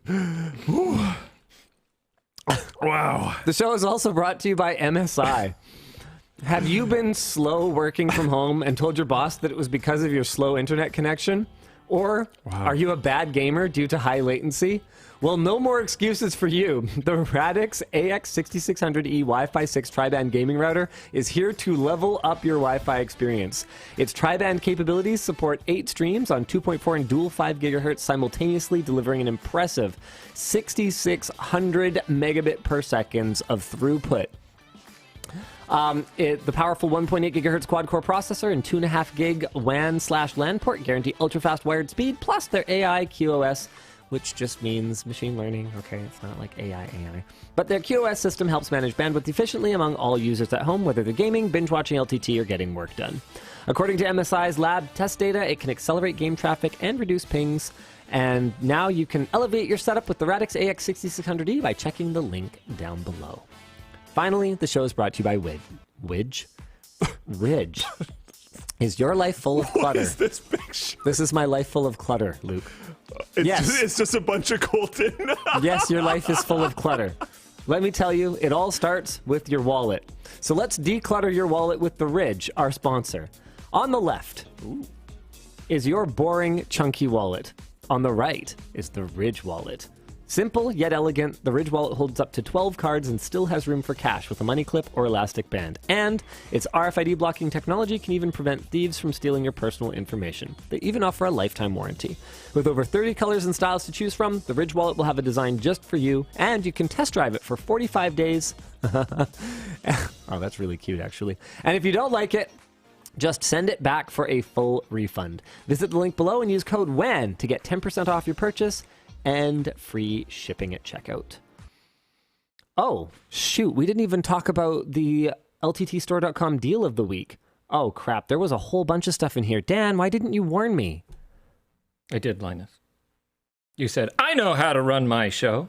This actually literally happened. Yeah. Well, here's how I run my show. Boom, you're gone. That's right. Brought him back. He has the full ability to bring himself back. Just to get rid of him. Watch this. I'm going to do it again. I think he actually has the full ability. He's crying now. Well, hold on. I've made him cry. Tears of pain. I was going to say, he can shut off your stream deck. Our duel will be to the pain. I can shut off his building access. To the pain? Our duel will be to the pain? To the pain. Is that a quote? What does that even mean? Hold on. I deleted his producer cam button. My button's not here anymore. Oh, well, I can make the show just me. Oh, no, he's still here. You have no power here. I should put that back. That's actually kind of important. Thank you, Dan. It's from Princess Bride. That makes sense. Oh, yeah. Linus is a Princess Bride always fan. Making the Princess Bride references. It really is. But can you really say that it's a great movie if you don't even know To the Pain? I haven't watched it in a long time. You've never watched Pirates of Silicon Valley, so I don't feel bad at all. Good night, Luke. Good work. I'll most likely kill you in the morning. Okay, I know that one. Yeah. That's not quite right either anyway, but it doesn't matter. He's not addressing Luke. The point is not to 50! I don't know. That line's always really stood out to me, too. Anyway, the point is you can get a special discount for the WAN Show this week. Buy any hoodie and get a free women's cropped sweatshirt. That's right. We're calling this one for the missus. You can also buy any sweatpants and get a free women's sweatpants. Just add both of them to your cart and the women's gear will automatically be adjusted to $0 reduce. Also, we have some items available on Amazon. If you like buying things from LTTStore, but you don't like paying for shipping, on Amazon.com, I don't know if they're on .ca, I'll have to get you guys to check that for me, but on Amazon.com, you can pick up the screwdriver, Linus Tech Tip Screwdriver. Man, I love our product naming.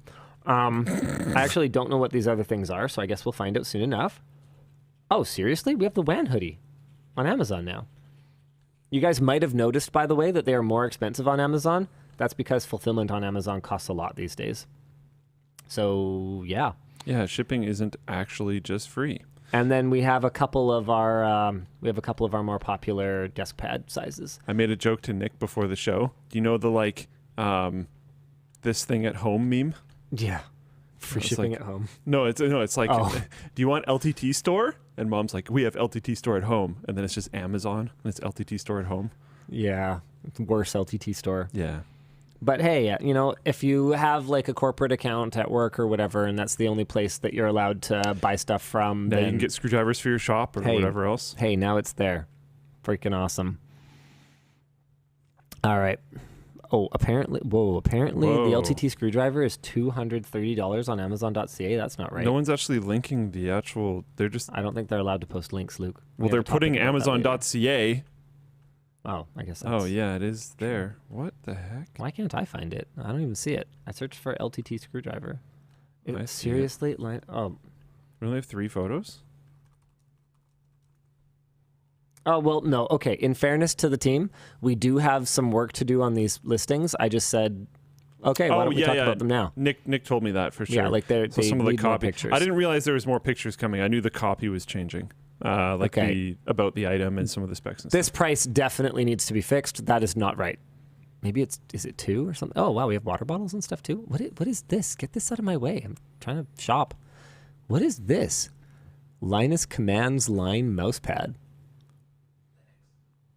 Yeah, no, but this is Linus Commands Line. Are you sure it is? Don't drink and move. Am I sure? Yes.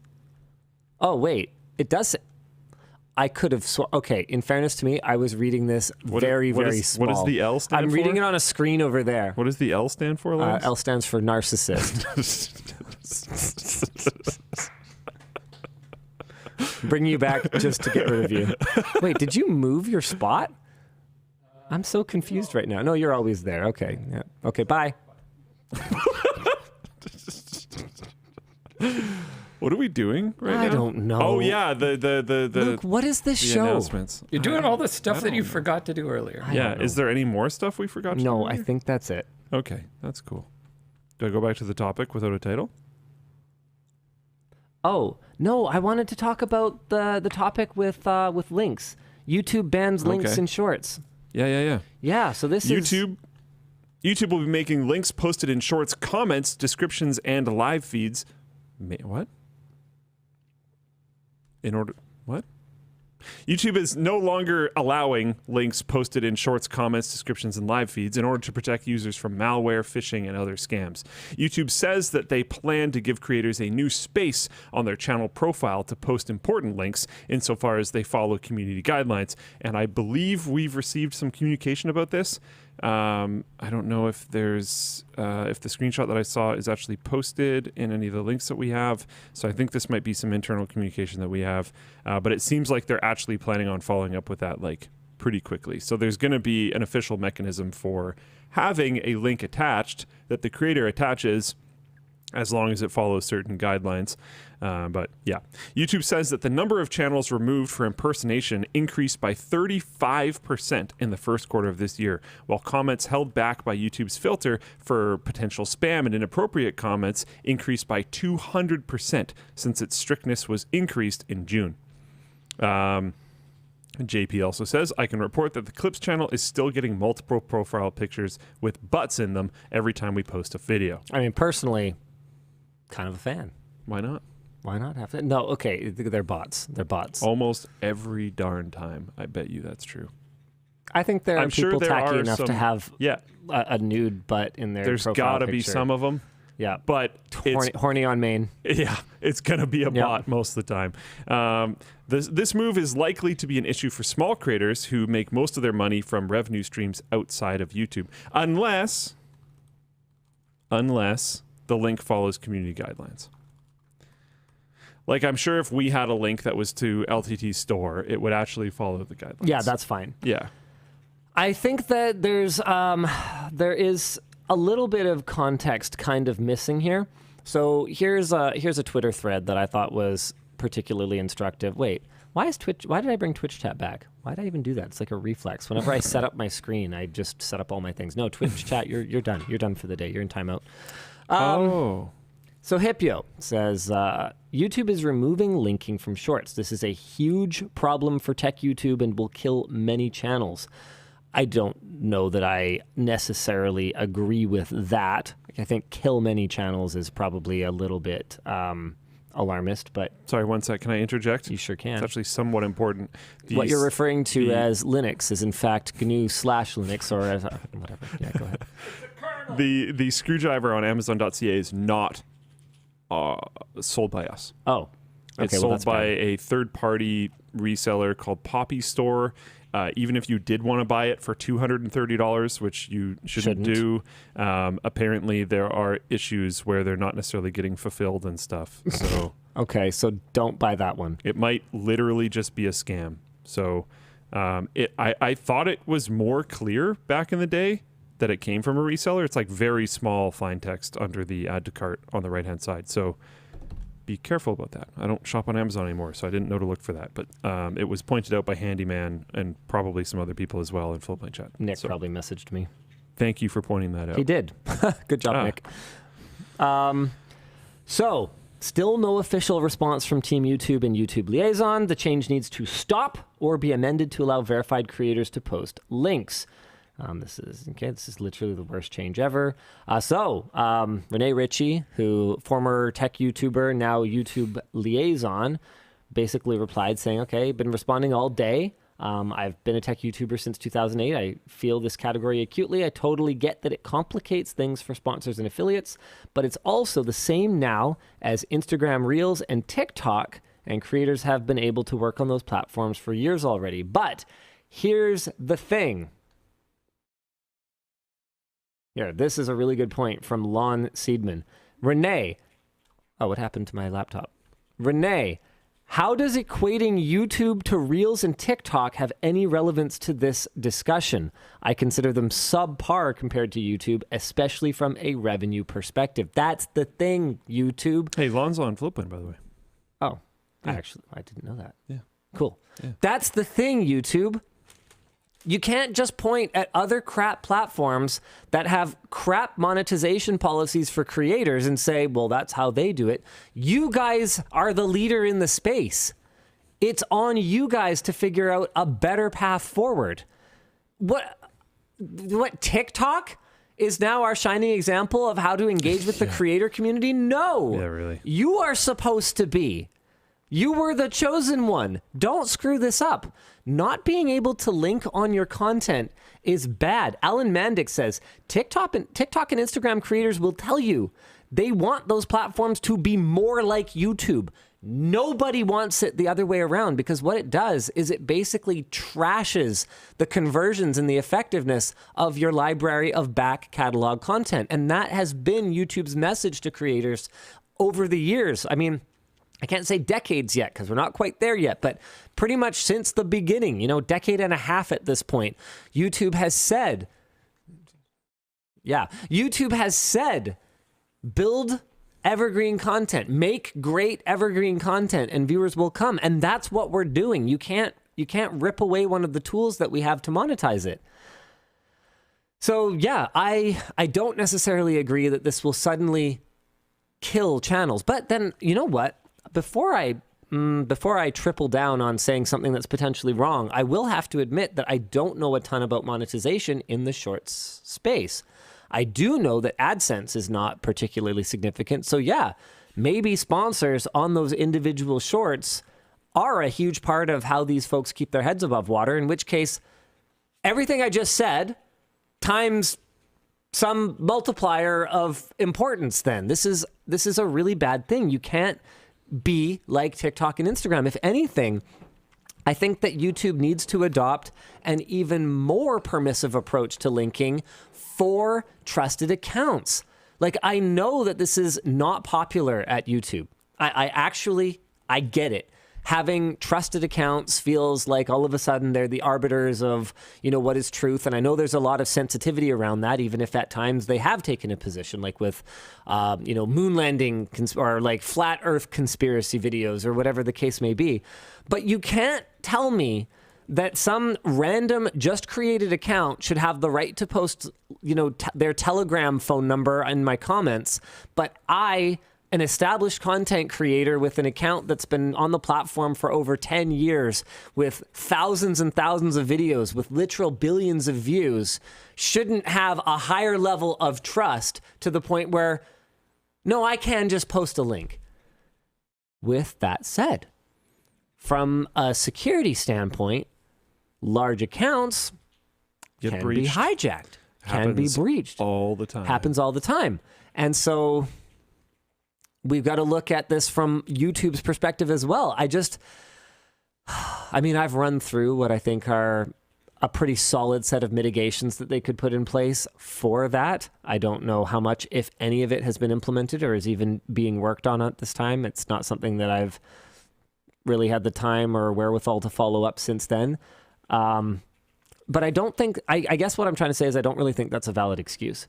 Fix the account breaches, because locking down our inability to, link to LTX Expo in the description of a short, for example, where we announce LTX Expo, that ain't the solution. And I don't maybe allow it for accounts with advanced Google account security, because that is a thing that you can turn on. Sure. Yeah, but create a path, like create a valid way to deal with this. Yeah. I guess that's pretty much all I have to say about that. I kind of thought I said some other things in the chat earlier, but maybe this is a bit off topic, but I think you should check in on the pin sales. You just take a little peep. Are people memeing? Help me. You know what's really funny is I think it was last WAN show that I was talking about our independence as a media outlet and how powerful it is that I can just say buy screwdrivers and people will buy screwdrivers. I think what I'm discovering is the most powerful thing I can say is don't buy them. Yeah. Test post, please ignore. Most clicked on post ever. It's the same type of thing. Yeah, that's true. That's on the that's actually a thing on the forum. Yeah. The traffic was wild. Yeah. Okay, yeah, no, I had a couple things in here. Oh, man. Oh, yeah. Okay, aside from just being allowed to post links, I have an open case with YouTube right now over the way that creator comments on your own video are not elevated properly. So I sent them a screenshot showing how on the Quad FX video, the person who lent the board to us responded to some of the things in the video, some valid critique, some I don't agree with, or it didn't match our experience with the board, or whatever else. The point is that person posted a bunch of stuff, big block of text, had a bunch of upvotes, and I responded to it. Inline, kind of responded to everything that was said. On mobile, my response was not only below the fold, but it was actually not visible. There was no see all button that was present, so that I thought my comment wasn't showing on my own channel. So I have to whip out my laptop. I'm like camping. I pull out my laptop and go, okay, because it's got 1,000 upvotes or something like that. So I wanted to respond to it so people were at least seeing that we're dealing with it. And no, I was below the fold. It was posted, but it was like way down. And I'm looking at it going, holy shit, you guys. Under my comment is just this barrage of comments from people who obviously had no awareness whatsoever that I responded to it. That's important. When there's something in the content that creates a really strong community reaction and the creator responds to it, that response needs to have visibility. You can't just bury it below the fold. And I've noticed a number of things like this.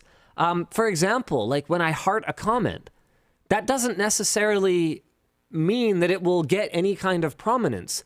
So, if someone asks a question like, oh, did you guys remember to turn off debounce?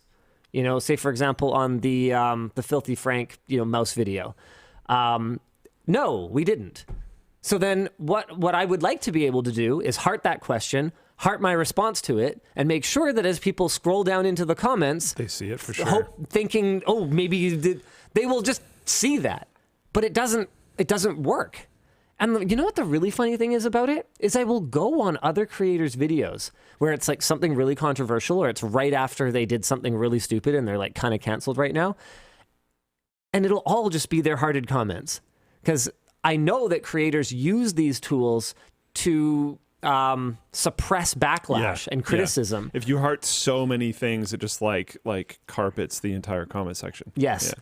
So once again, I'm saying, look, I can see that obviously there is the potential for abuse with these tools, but I also need to be able to guide people to information. I mean, you took away my ability to annotate videos. I can't put a text box on something anymore that says, oh, hey, just so you know, we did have debounce at the lowest setting. I can't do that anymore. So what am I supposed to do now then? I can't even make sure that if I respond to something, people have any hope of seeing it. Yeah. And I know this isn't quite the same thing, but it is along the same lines where I expect longtime creators to be able to build trust with the platform. That's what I'm asking for. Yeah. Would you prefer another button? So you can have like a heart one, which maybe it boosts it a bit, but it's mostly a communication of like creator-like, and another one where it's like, I'm pinning someone else's thing. That's tough because that's what heart is already supposed to be. Yeah. Yeah. Right? Yeah. And so you just want heart to work the way it's supposed to. Yeah, I just want heart to actually work. That would be great. Yeah, fair enough. Like, man, I had this one time we collaborated with someone and they left a comment. I hearted it. And nobody could see it. It didn't get like any upvotes. Can you pin? Because I know you can pin some Well, we things. might have a sponsor and we might have an obligation to pin the sponsor. So you can only pin one thing? Yeah, you can only pin one thing. Got it. So it's really frustrating. Yeah. And yeah, this creates attack vectors for bad actors. Not every creator even has your best interests at heart, right? Oh, like, oh man, yeah. I heard from Buddy. The gambling expose creator. Yeah.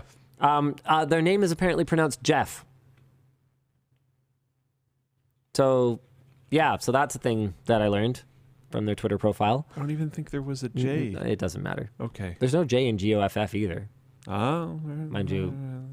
Oh boy, we're gonna get spicy. Are we? That's not Jeff. That's Geoff. Geoff. Sorry. I always say it Geoff in my head. 100%.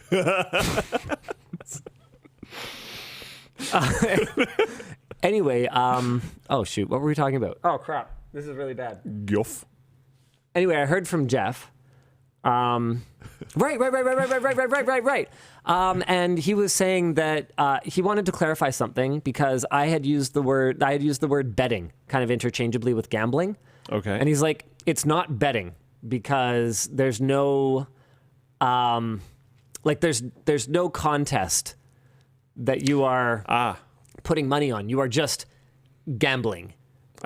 Really. Yeah, that makes sense. So he drew a distinction, and sure. he also wanted to flag that it's like a huge percentage of creators that are participating in this stuff, and like he's done some undercover. You know what? I finally signed into my Twitter account on here, so I actually have the DMs right there.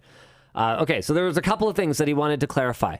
One, it's not betting, but pure online slot games that we're talking. We're talking roulette, slots, stuff like that. The most addictive form of gambling. Oh, so this would be the differentiation with something like poker? Yeah. I'm assuming? And they promote it as a way to upgrade your skins, which is basically to get rich.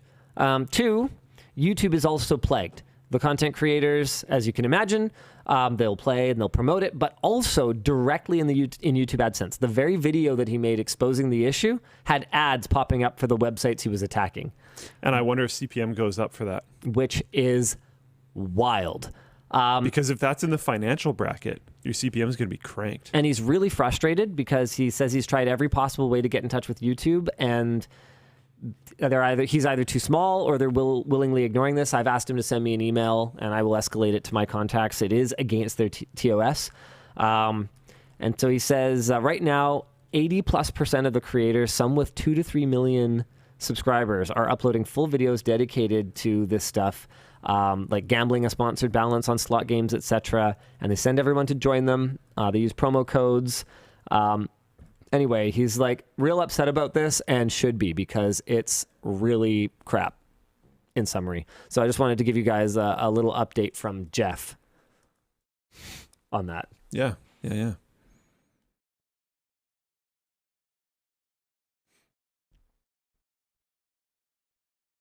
Moving on. Yeah, I'm just looking at who you're responding to in Floatplane chat. Noki. One. Yeah, that looks really, really familiar. I think I see. Yeah, it's the Noki all the time. No, it's the timestamp guy. Oh, that's why. Yeah. Jeez. Yeah, Okay, yeah. Awesome. Yeah. Okay, what's up, Noki? Yeah. Anyways, I was like, I see this name all the time. Yeah. I know the profile pic. I have like a really visual kind of memory. It's the out of context thing. Yeah, if you saw it in YouTube comments, you'd immediately, even if it was like a different comment, I'm sure you'd get it. Do we comp No Keys Floatplane subscription? Well, I don't think so, which I don't know if you saw that message. I didn't. I said, by the way, contact customer support and screenshot this message. We'll give you free Floatplane. Yeah, because the second I saw him in here, I was like, holy crap, is Noki paying for Floatplane? Like, that should not be a thing. Yeah, no, we got you. So, yeah, we'll handle that. No problem. Just making sure. Yeah. Cool. Yeah. Okay, sorry, what, Dan? Merch messages, 3 of them. Oh, yeah, hit me. 3 merch messages. Evening, gents. With the ever-growing responsibility of LTT size, what's a recent opportunity you took to be creative, even though it didn't make the most financial sense? Oh. The lab? I mean, it's not really... There's so many examples. Yeah, we do a lot of dumb stuff around here. 'Cause we can. Yes, yeah. I'm still stuck in 2008. Thanks, Obama. Your slogan, it's just plays over and over and over again in my head. Yes, we can. Yes, we can. Yes, we can. Yeah. No, you can't. Yes, we can. We can do anything. Honestly, a huge amount of this, I would even say, is like starting the company, I think, was that effort. And then it just like worked out really well. But like... Oh, man. The secret shopping our sponsors was a huge risk. What do we have to gain? Yeah. Like f***ing nothing. Yeah, if anything, there's only a chance of bad. Yeah. I mean, there is the chance of the perceived, taking their sponsors to task or whatever else. But the number of people that are just going to cynically say, this makes it worse or something. They only cherry picked them or whatever else. Or whatever. I mean, people did, right? I don't know. What more can I say or do at this point? I feel like a lot of the criticism that we take is because we're transparent. Hipyo Tech is in Floatplane chat. Oh. Okay. Oh, okay. I just want to point out that YouTube is removing links and shorts to push their own shopping affiliate program and steal creator affiliate revenue. Okay, so I want to talk a little bit about affiliate programs in YouTube because this has been a bug in my bonnet for a long time. The correct way for YouTube to implement shopping would be for creators to be able to inject their own affiliate program links. But because of just, I don't know, some kind of Silicon Valley butthurt that exists between Google and Amazon, they pretty much don't allow the platforms to talk to each other. So there's no way to just have a convenient way that people can shop for the products that you're featuring in your video on Amazon. So I guess you guys are posting affiliate revenue under, or you're posting affiliate links under the videos, and then you're relying on that affiliate revenue. Okay, that makes a ton of sense to me.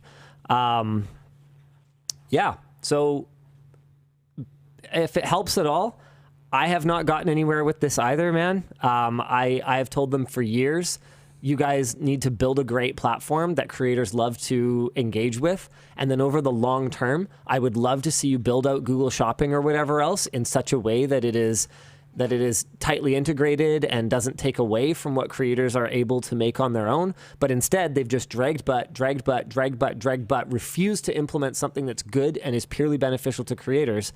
And I can see now that they're just trying to cram their crappier solution down our throats. I mean, it's always been like this. Every time they just take another inch, another inch, another inch. Did you know we used to be able to have branding all along the top and all down the side of our channel pages? I was trying to find this before we talked about it today, but do you remember when Ed did a really nice redesign for the Tech Quickie channel page that had like this really cool, like kind of flat, but like colorful, like headphones and like tech parts and stuff like that. And you used to have like a little banner spot that we used to sell up at the top, and you could actually click it. It could link somewhere. I couldn't find it. It might have been deleted, which is a shame because I liked pulling that out every once in a while to see like, hey, remember when YouTube channel pages used to look like this? Anyway, yeah, they took that away. Sorry, you just reminded me. One of the nights that I had all my developers here, some of the labs guys were asking about some of the like the history of development on Floatplane, and we went down a pretty crazy rabbit hole because like AJ and I were both there. So, so we went down a pretty crazy rabbit hole, and I found, you'll probably remember these. The like, I think it was 18 days in video that I released internally that was distributed through my YouTube channel as an unlisted video that we only distributed internally that showed you how to log in to the upload video dashboard and how to copy the embed code onto the forum. Like we found the video for that. And then the video that was, I think, less than a year later that shows floatplaneclub.com, and it shows the upload process on there, and then how you still, because floatplane.com wasn't out yet, copied the embed code from there and over to the forum, but how improved that was and how it like brought over a download button and like all this other kind of stuff. And that was a trip. I haven't seen those like since I made them. And it showing the usability of the forum and the original transcoding backend site that we had, and then the forum and the Floatplane Club site was wild. I have a bunch of screenshots. I've always been pretty screenshot heavy, but having the videos was very cool. It's kind of amazing the way the human brain just normalizes whatever's in front of it. Yep. And forgets that anything was ever any different. I have this problem with Jaden. So Jaden he does a lot of front end work for Floatplane. Right now he does all of it, and he does the apps. He'll show me something on like the beta site, and I'll be like, "Look at this like cool new thing that I did," and I'll be like, "It looks like what do you mean? Like what's different?" And I have to get him to bring up the previous one, and I'm like, "Whoa, okay, the new one is awesome."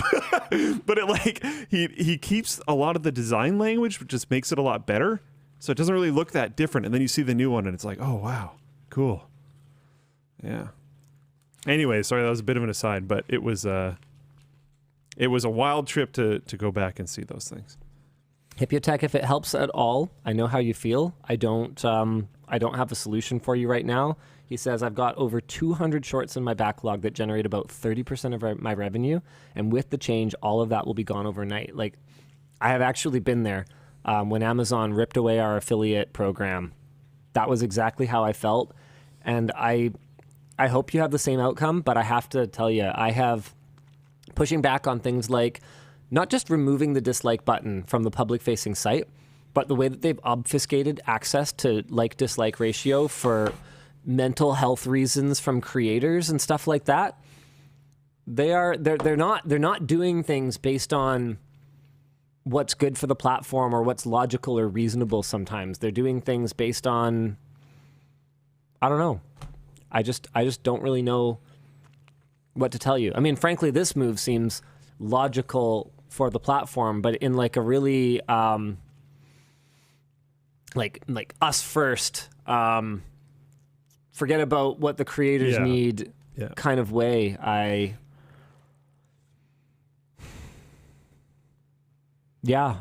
don't know, man. I'm really sorry. It's a funny thing. I finally learned how Shorts YouTube actually makes money, because I haven't been able to figure that out. Like I don't know if you guys noticed, we've basically stopped uploading shorts because, as far as I could tell, it was a loss leader for us. Like we lost money on every single short we uploaded, every single one. And it just doesn't make any money. It monetizes at something like, I think, 1/40th the rate of VOD content per view. What if you just used a URL shortener? And then now I finally figured it out, and YouTube's rug pulling it. I know this would not be as good, to be very clear before I say it. But what if you use a URL shortener and then just put it in the video? Well, remember when we used to? Oh no, because people won't type something.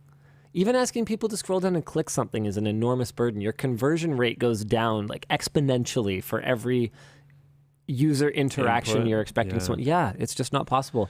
Remember, we used to use a service that would like redirect people according to where they came, or according to the Amazon store in their Genius link. Oh yeah. Yeah, I could see having a single link that, like, I don't know, you'd need like a browser extension that like checks the last video they watched.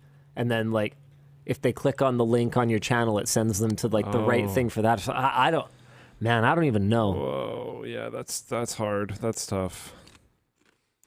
A QR code, yeah, but a lot of people watch on their phone. So like, how are they gonna? And like, honestly, I can tell you guys, a QR code is like, don't feel like it for me. Yeah. A lot of the time, unless it's like a menu at a restaurant or something. I'm like, I don't know, Bixby Vision or something. Like, what's that? Like, Oh, apparently you might not even be able to have them in the videos anyways. I don't know. Rough. That's really frustrating. Speaking of rough, topic transition? No, we're merch messages. We still Never have mind. 2 more merch messages to get through.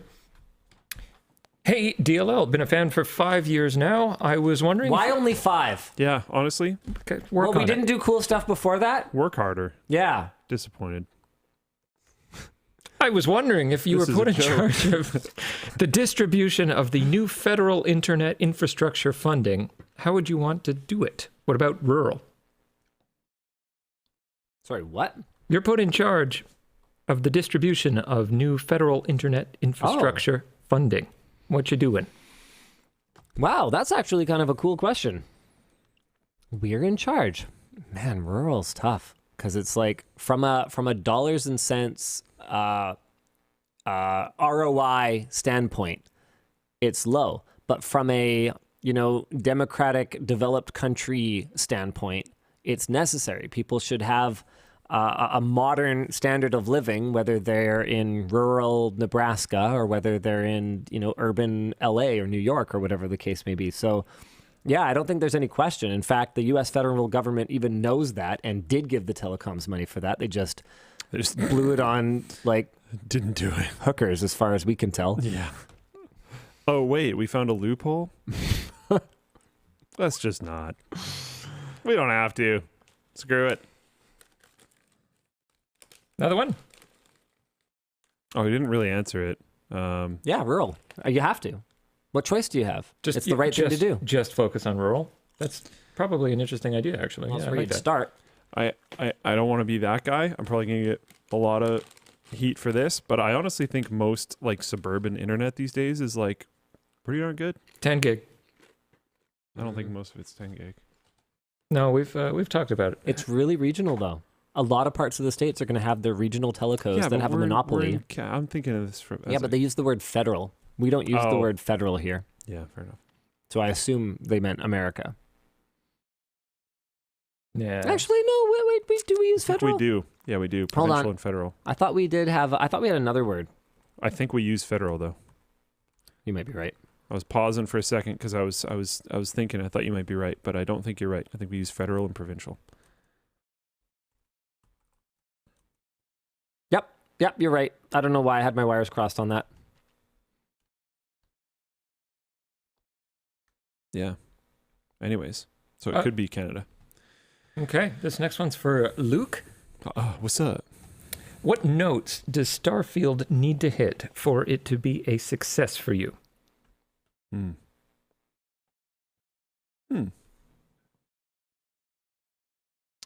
I think there's the things that I'm concerned about. So a direction that Fallout 4 moved in my opinion, that was not good. Fallout 4 was still a good game in my opinion. It just was overshadowed by all of its older brothers. But a path that it went down that I did not like was that it was significantly more on rails than the previous games, in my opinion. Also, the a settlement is under attack was far too much. The thing that I like about Starfield is I think a lot of the exploratory stuff. There's a Todd Howard conversation where he's talking about how I think it's only 10% of the planets are populated, but there's some crazy amount of planets. So if they were all properly populated, that would be kind of crazy and also not space-like. So I like the idea of landing in desolation sometimes, knowing that you're going to do that, being potentially first boots on the ground, exploring a place, finding that maybe there are rich resources, but this is a highly hazardous environment, which is why no one lives here, but then fighting through the elements to set up some type of small operation so you can extract those resources, do whatever. I want to feel like my small team and I are kind of extreme experts in whatever it is we're doing, and we're cruising around doing cool stuff. And I don't necessarily want to be super guided, because whenever I feel super guided in open world games like that, I feel like they're bad. So if it makes me feel like any form of Firefly type vibes, it's going to be awesome. That's pretty much it. I don't know. hopefully that answers the question. I just wanted to respond to something on the subreddit real quick here. I'm just trying to find it. Oh. Linus Okay. should edit a video today. The social media team posted the last video that I did the editing for. Do you know? No. It was the Corsair tramp stamp logo thing. I like modded a keyboard to put a classic Corsair logo on my tramp stamp modded keyboard. I wonder when the last one I did was. Longer ago. Yeah. And one of the comments was that Linus should edit a video today to see if he can uphold the quality of today's video. No. Okay. Yep. We can move on. There it is. Is that up to date, Dan? Do you even? It is. No, he just put that up there. I don't believe you. Lies. That's the face of a liar. 2 unidentified men walked off with a pallet of boxes Where's he going? as vendors set up. Is he actually going to come hit me? It seems possible. He picked up a big 40-ounce water bottle or 64-ounce water bottle. Is he going to strike me with it? I thought for a second he was going to come try to beat you with your own merchandise that you can buy on LTTStore.com. So tell me something. He's on your team. Yeah. Which side do you take? If he physically assaults you? Yeah, if he attacks me. Well, you're not. Yeah, I'm not your boss. You own the company, though. I'm your boss's boss. Yeah. But I'm not your boss. But that's sort of how that works. Not really, though. I think so. I'm not sure. It flows through. I don't know if that one does. I think it does. The owner of the company, everyone is beholden to. But I'm also not the owner of the company. Okay. I'm a shareholder. 51% stake. So I have actually spoken with Yvonne about that, and I basically said, look, that was stupid. Yeah, and it was. I will sign any document you put in front of me for whatever share you say you think is right. And I feel like she's not this type of person, but I would love if she took 51%. I am stating it publicly so that, while no document actually exists, I have declared publicly my intent that she can have whatever percentage of it that she wants. So my shareholder stake is now Schrodinger's shareholder stake. Well, no, it's not. It's 51% until a document shows up and you sign it. It's legally, yes. Literally just not true. Yeah, but legally, the cat's in there, and you should probably open it up and let it breathe. Okay. Because otherwise that's animal cruelty. Yeah. Okay, so maybe you should stop abusing cats, and we should get this conversation back on topic. I love how this analogy is just a dodge as hard as you can. Oh my god. Anyways, good. He's back in his chair. He's not hitting me. That's for I walked back in and I heard stop abusing cats. I'm confused. Yeah, well, I actually think that if you consider that statement to be a problem, then you're part of the problem. He's trying to divert because he asked who I would back up if you came and attacked him because you're my employee. And he didn't immediately say me. So I was upset. My feelings were hurt. I pointed out, well, you're my boss, and then kind of corrected myself. And then I was like, wait, no, you still are because you own the company. He's like, I don't own the company. I'm a shareholder. I'm like, yeah, you're a 51% shareholder. I don't know why I'm recapping all of this. How would the liability work? And then he's like, well, Yvonne can take it if she wants, but she hasn't yet. And so he was like, it's a Schrodinger's cat situation. I was like, no, it's not. I don't want to get blood on my LTTStore.com water bottle. That's my problem. Point. It would wash off very well. That's and right. honestly, it probably wouldn't easily. even dent on his skull. It's built. I don't know. He's got a pretty thick skull. Very well. Well, it was nice working with you both. Anywho. 2 unidentified men walked off with a pallet of boxes as vendors set up for Gen Con in Indianapolis, resulting in the loss of $300,000 worth of Magic the Gathering cards. Or potentially half of that if they open them, or significantly more if they get a rare card. It was initially unclear what was stolen, but local retailer and tabletop tournament organizer Pastimes Comics and Games later confirmed that the stolen items were sealed Magic the Gathering sets. Despite the loss, Pastime Comics and Games hosted their scheduled events throughout the convention. Cool. That must have been pretty annoying. High-profile sales of rare Magic cards have elevated the perceived value of trading cards, increasing the risk of theft. In May, a burglar broke into a game shop in a suburb of Indiana and shoved $15,000 of Magic cards into a pizza delivery bag. All right. Discussion question. Why have trading cards become so lucrative? What impact does that have on tabletop gaming? That's not what I want to talk about. All right. I want to talk about how difficult it is to manage security well at an event like this.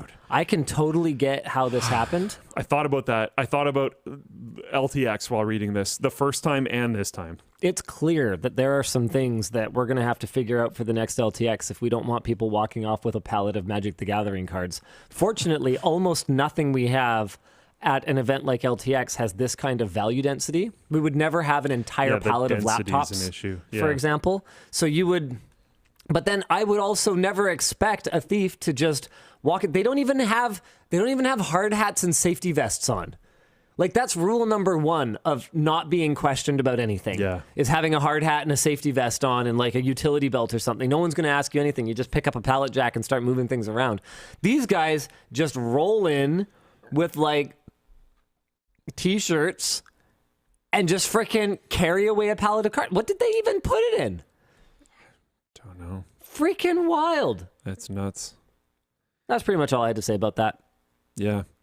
Trading cards becoming lucrative. I have a theory on this, actually. I think income inequality and cost of living and everything is so bad, and people are seeing stuff like crypto and all these other scenarios be like the only real like gamble literally everything you have, completely broke or super rich is pretty much the only option.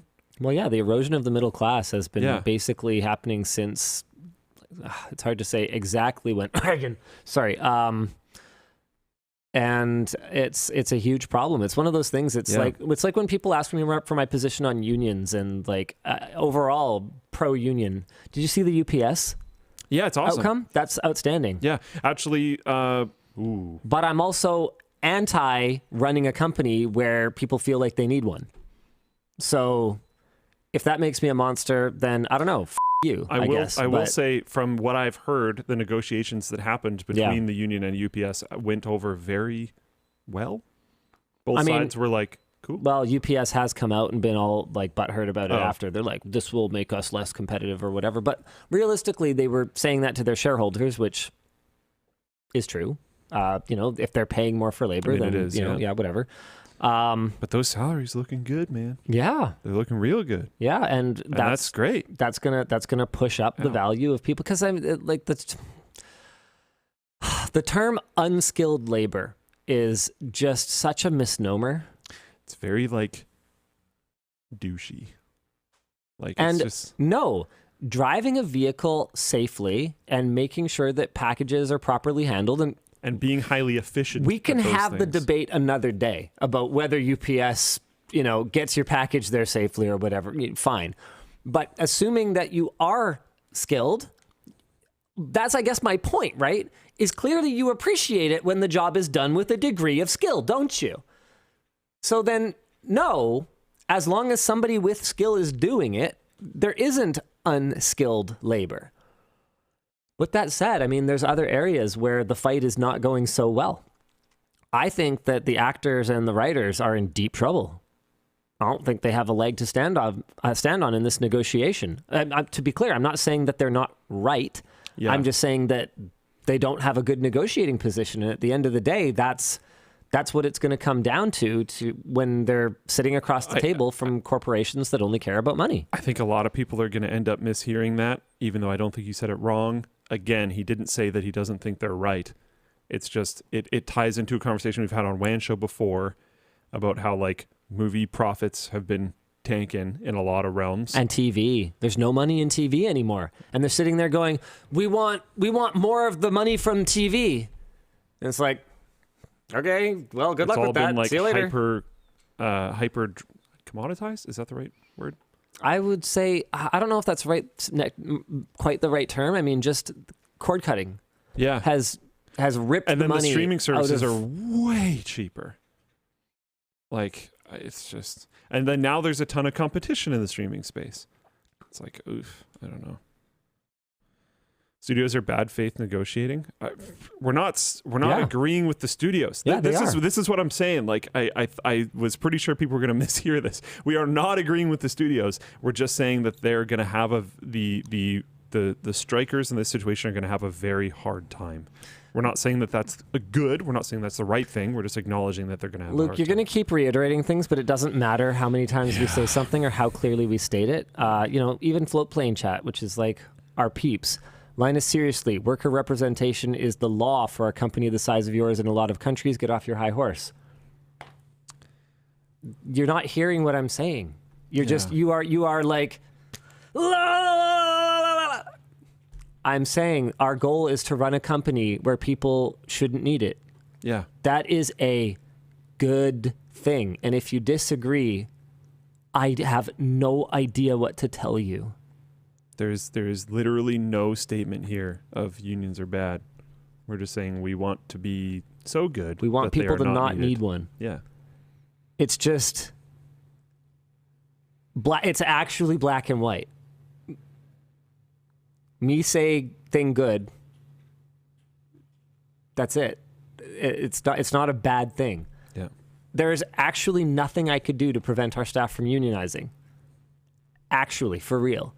Like, we have way better worker protections than the states, for the most part. It does vary a lot from state to state. I don't know. So far, success. Yeah. It's a good thing. Anyway.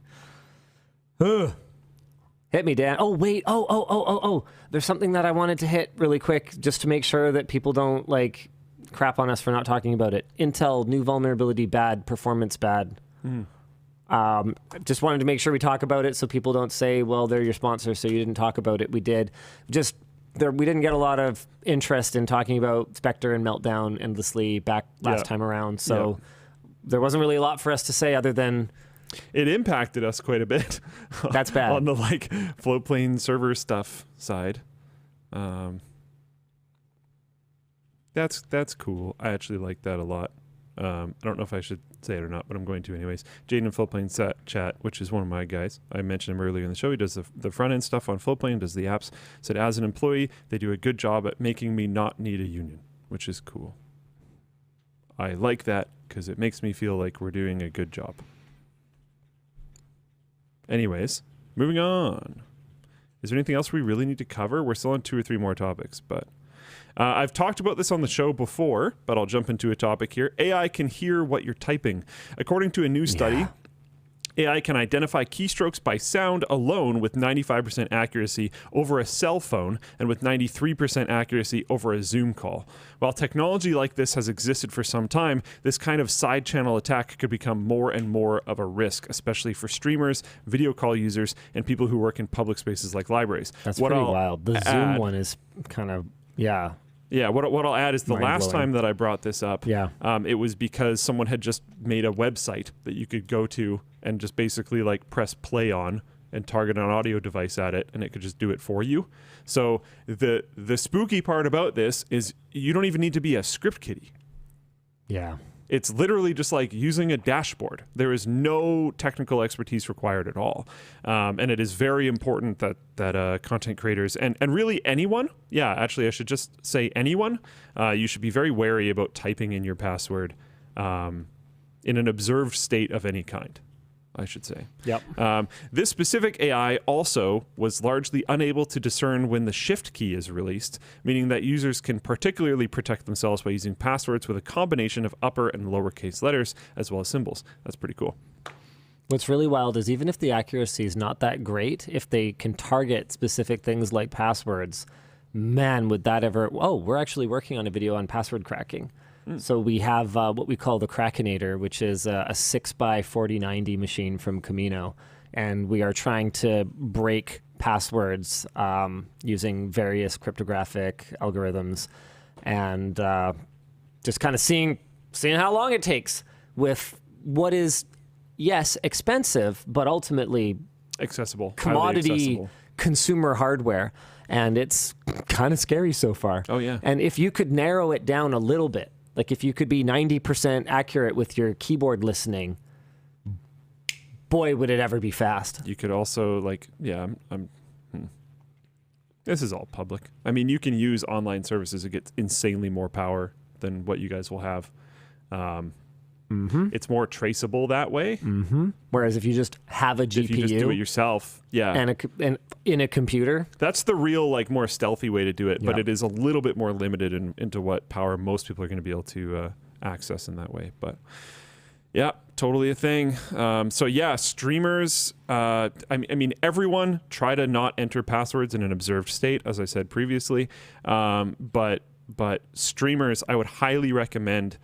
If you do have to type in a password on stream, that you jump to another scene or overlay some amount of audio that obfuscates it very heavily or completely.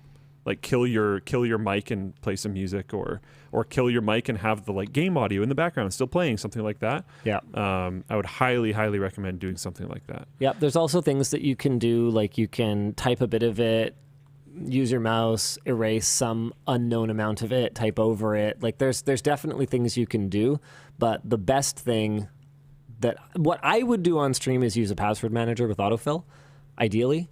That can also help protect you against keyloggers, but of course, password managers aren't perfect. And having one big key to the entire kingdom is not necessarily always better than a lot of smaller keys, though usually I would advise a password manager in general. It's generally better. Yeah. When will AI be able to get the password from camera jiggle from typing, asks Jaden. I mean, if somebody wasn't working on it before, they definitely are now. Good idea, Jaden. Thanks for making the world a better place, buddy. That's actually a very interesting idea. There's been a lot of crazy ones. There's ones that have used thermals. Yeah. I've seen that. There's some really crazy stuff. Camera jiggle from typing is genuinely. I think it might be time for WAN Show After Dark. Yeah. Let's do it. Thanks for putting the card up. What?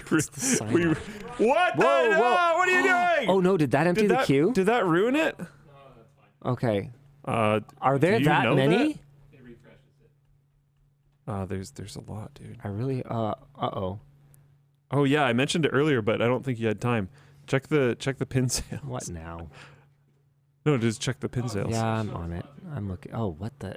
Okay, sure, whatever. What? Hey, extra What's mention. What's going on? Hey, Thorum earned it if they still work with us after what happened during their spot. Wow. Yeah. Wait. You guys realize these things are in the bonus bin, right? You don't have to buy them. You can just buy something else and then just get the pin in the bonus bin. We're making money on pins. And that's at like $7. All right. Oh, tech sacks are back in stock. Oh, no wonder people are buying so much stuff today.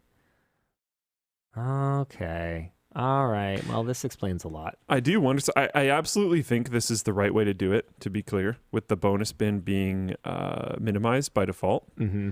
But I do suspect a lot of people, if they don't watch WAN, probably don't realize how good the stuff in the bonus bin is. Our bonus bin stuff is freaking awesome. Yeah, it's insane. Our store is awesome. There's things in the bonus bin that an equivalent product from other stores I've seen at $20 before. Yeah, and I know. we just give it away for free. I know. So I think when people see free complimentary gift, they assume it's just going to be trash. Yeah, here's a nice business card with our business information on it that here's you can keep in your wallet. Here's a pamphlet of things that you could buy. Here's a pen with my name on it. Yeah, something like that.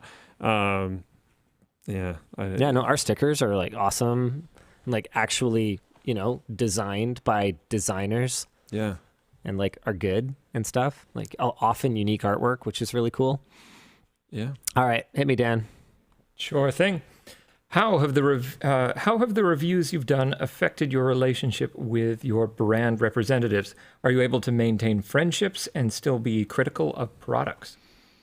I mean, I'm not really good at maintaining relationships in general. For real, though. It's really funny. I was joking with Taryn, our new CEO, about it. And he's like, oh, well, you must know someone who could help with X. Like, do you have anyone in mind for like some position or something? I'm like, Taryn, you've known me for over 10 years. You know that I just don't really know people. Because like it's a really funny thing. The number of YouTubers that I've met who are exactly like me. Introverts who didn't ask for any of this and who just happen to have hundreds of thousands or tens of thousands or millions or tens of millions of people who tune into what they have to say. It's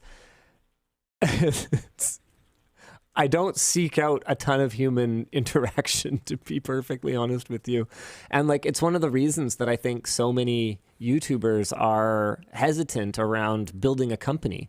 Why so many of them, even when they're huge, run small one-man or one-woman shows because they don't want to deal with the awkwardness and the difficulty and the pain and the just the emotional toll that human interaction takes on your mind and your body. Like it's exhausting compared to just sitting in front of my camera and like chatting with you people, which you guys are great, right? Like,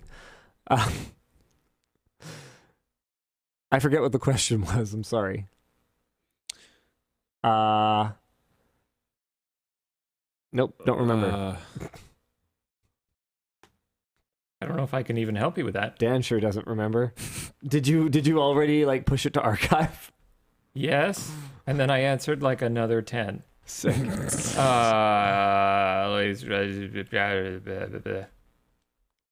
Should be pushed to stream, right? No. It was about hiring something, I think. Hiring someone? Nope. I'm looking for it. I'm so sorry.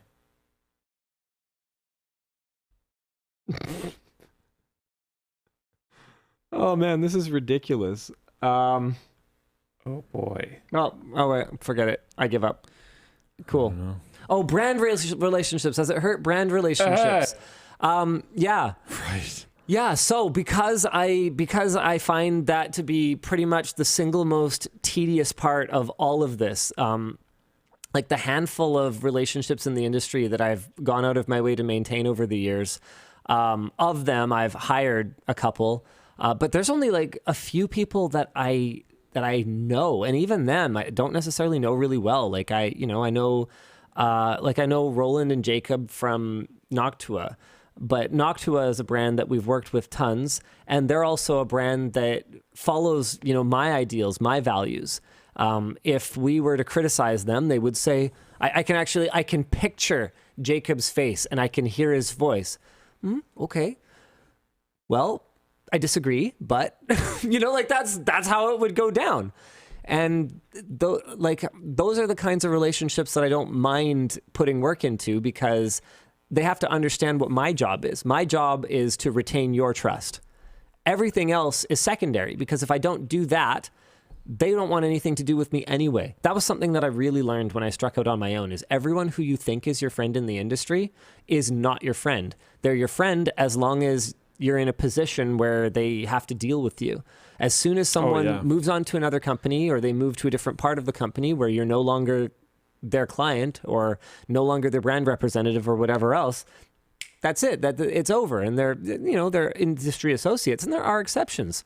There are people with whom I have maintained at least somewhat of a relationship since that time. Like, Taryn, our new CEO, would be an example of that. But I mean, even then, I guess I had an ulterior motive. I wanted to hire him. You wanted to hire him eventually. Like, I don't know. I was. Am I a sociopath? Maybe.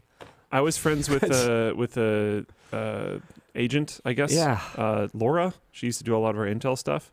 Laura. Oh, yeah, Laura. We were cool, and we're still cool. Yeah, okay. I still talk to her every once in a while. Like, that's pretty much the only one that's retained, to be honest. There was a bunch of people that I was friends with from one particular company, and then I released a very negative review, and then they were all instantaneously no longer friends with me. So that one hit, but it was kind of like, that's basically how I reacted. Yeah, it's just like, I'm not going to change. If we're not actually friends. Yeah. And if we were, then you would take it on the chin and you would try and do better because you understand that I'm just doing my job. And if I screwed up and you called me out on it, which is highly possible, Yeah. then I would do the same. But because you didn't, it's just like, okay, I guess it's time to move on. But it's also not going to influence how we create content at all. So like if you think that's going to happen, like then this was never going to work in the first place. The second that you guys don't care what I have to say, none of them want anything to do with me anyway. The game's over. Yeah, actual boss. Yeah. I talk about that internally a lot. Like I had someone, That's true. There was an email thread going back and forth where someone internally said, look, I don't understand your expectations and I don't really know how to fulfill them. I'm sitting here going, this is not my expectations. This is the audience's expectations. I'm just a conduit for it. I'm just telling you. And that's the truth. That's not some kind of, corporate mumbo jumbo BS speak about, how we can align our values and synergies. That's just how it actually works. You pay the bills, not me. Every dollar I have is because you guys watched a video or bought something on LTTStore. Every single one. Or subscribed on Floatplane. Yes. It's a form of watching a video. It's fine. Yes, I think I had it covered. Thank you, Luke. I just, I had to rep the brand. I don't know. I got to be honest with you. I've thought about sometimes, would you and I actually stay friends if we didn't see each other every day? Because I don't want you to take this the wrong way, but you and I are both highly influenced by what is convenient and in front of us in our lives. Oh, that's very true. No, it's just, yeah. Like, I feel like our broship was sort of inevitable based on proximity. And I do wonder sometimes if the proximity was lower, would we drift? And it made me think about how you've talked about how, like, you would just, work here because you enjoy working with me. And I wouldn't have that luxury to make... We're gonna have one of those conversations. Well, no, I wouldn't have the luxury to make that choice. Because if you weren't here, I can't leave. Oh, yeah. Do you see what I mean? Yeah. And I don't know, it just made me kind of like sad because obviously it's like theoretically preventable. But as it is now, I feel like, I feel like you and I are sort of very traditionally male in that, like, career is immovable. The WAN Show is immovable because like it's work and it's like for the community and it's to support each other and Dan and the rest of the team and like it's all about like let's go. If we had a scheduled hangout that wasn't the WAN Show, that wasn't work, what percentage of the time would we bail on it? We'd fail it very often. To be fair, I think the vast majority of it would be you. Yes. But I would have some in there. But you're also assuming that whatever you're burying yourself in isn't all encompassing. That's right? true. Like I could see you being that guy. That's true. Because I feel like if you were to branch out on your own, there was a thing. Yeah. You might even remember it. It was probably about a year ago at this point. Yeah. But I took a week off work and just like disappeared because I had some important stuff to do. Yeah. We talked about it up front. I don't remember if you still remember. Yeah. And I disappeared off the face of the planet. Yeah, for a week. you were doing stuff. Yeah. And that stuff was important. Yeah. And I feel like you are at a stage in your life with resources that you have that if you fragmented off, you would be doing something important. You would find a mission and you would make a go of it. And so I don't know, it was something that I just was thinking about. Now it's off my chest. I think we still would. I hope so. I think we still would. I think it would be, you said traditionally male earlier, so I'm going to throw this in there too. Yeah. I think it wouldn't be surprising if it was like once a year. But I do think that we would both go out of our way to make at least that happen. It is a little sad. I wouldn't want it to be once a year. That's not enough, Like it's one of those things where like I can picture it, right? Like I have a buddy from high school who's like this, where we don't see each other nearly enough. I'm talking years in between. I think I even know who this is. Yeah, and every time we even just message, I feel sad because I'm like, we haven't missed a beat. So why aren't we investing in this regularly? I think especially with us too, it would be one of those things where we would probably communicate often. Yeah, maybe. Because we actually message each other pretty often about not Just like work-related memes things. or whatever. Yeah. Yeah. So I think we would communicate decently often, but I think both of us finding the time to like hang out would be pretty tough. Yeah. But I do think it would happen. I just think it would be hard. There's even stuff like somewhat recently I saw you load up Halo Infinite. Yeah. But I was like really tired and like already going to bed. I couldn't sleep probably. Probably. Like I'll load it up and I'll play. And But- I won't message at those times because I know I'm only going to play like one round. Yeah. But I saw you jump in and I was like, man, we haven't gamed in a while. I was like, I'm sure he'd be down, but like, damn, I'm tired. Yeah. I really need to go to bed. Yeah. And I And checked out. during like awake time, I find very little time to game. I've gotten into a game recently, which has been nice. I gamed almost not at all for almost the entire last 6 months. Yeah. Because I'm stupid and I don't go into like offline mode on Steam. So anytime I game, it's like, ba-boom. I don't know the name of it right now, but I clicked on it and did a little bit of looking into it because I noticed that you started playing a new game. Yeah, I'm playing Chained Echoes. Yeah, that's it. So far, And it was so stereotypical that was the game you were into. I definitely have some gripes about it, but I am really enjoying it. Yeah. I have had that on my list for a very, very, very long time. Yeah. I think we've been through way too much Yeah. to like not stay connected to a certain degree. But like, okay, fine. Apparently we're never going to move on from this merch message because counterpoint, look at the divorce rate. You think those people didn't go through stuff and relationships break down? Like, I think we've been through our relationship tests though. yeah, I Like guess so. actually. Yeah, we've definitely had opportunities to say, you know what, f it, this isn't worth it anymore. Yeah. Like, yeah. Some heavy ones too. So like, I don't know, dude. I think it would be fine. I think it would just be because we're busy. I think we would make time. I don't know how often. Yeah. I do worry it wouldn't be a lot. I don't think it would be a ton. Like, I almost Even never... right now, it's not a ton. Yeah, I almost never interact with people socially. Like, almost not at all. Although we're having a pool party. Yeah. Yeah, you're on the RSVP list, right? I You f***ing better be. Well, I'll be there, but I don't know if... Did an email even go out? I don't know. Yeah. Really, so Luke? You just show up. Yeah, How am I'll I show supposed up. to know how many burger patties to have? You ever think of that? Do Just you ever think of people?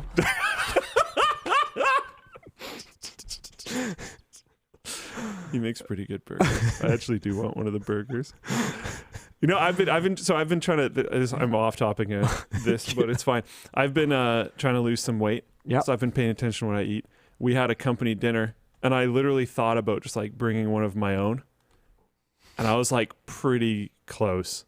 And then I don't remember if I did select something to get or not, but if I did, I had gone in and figured out the like values for it and stuff. Yeah, all the calories. And then the option was posted of like, or a Linus burger, and I was like, all right.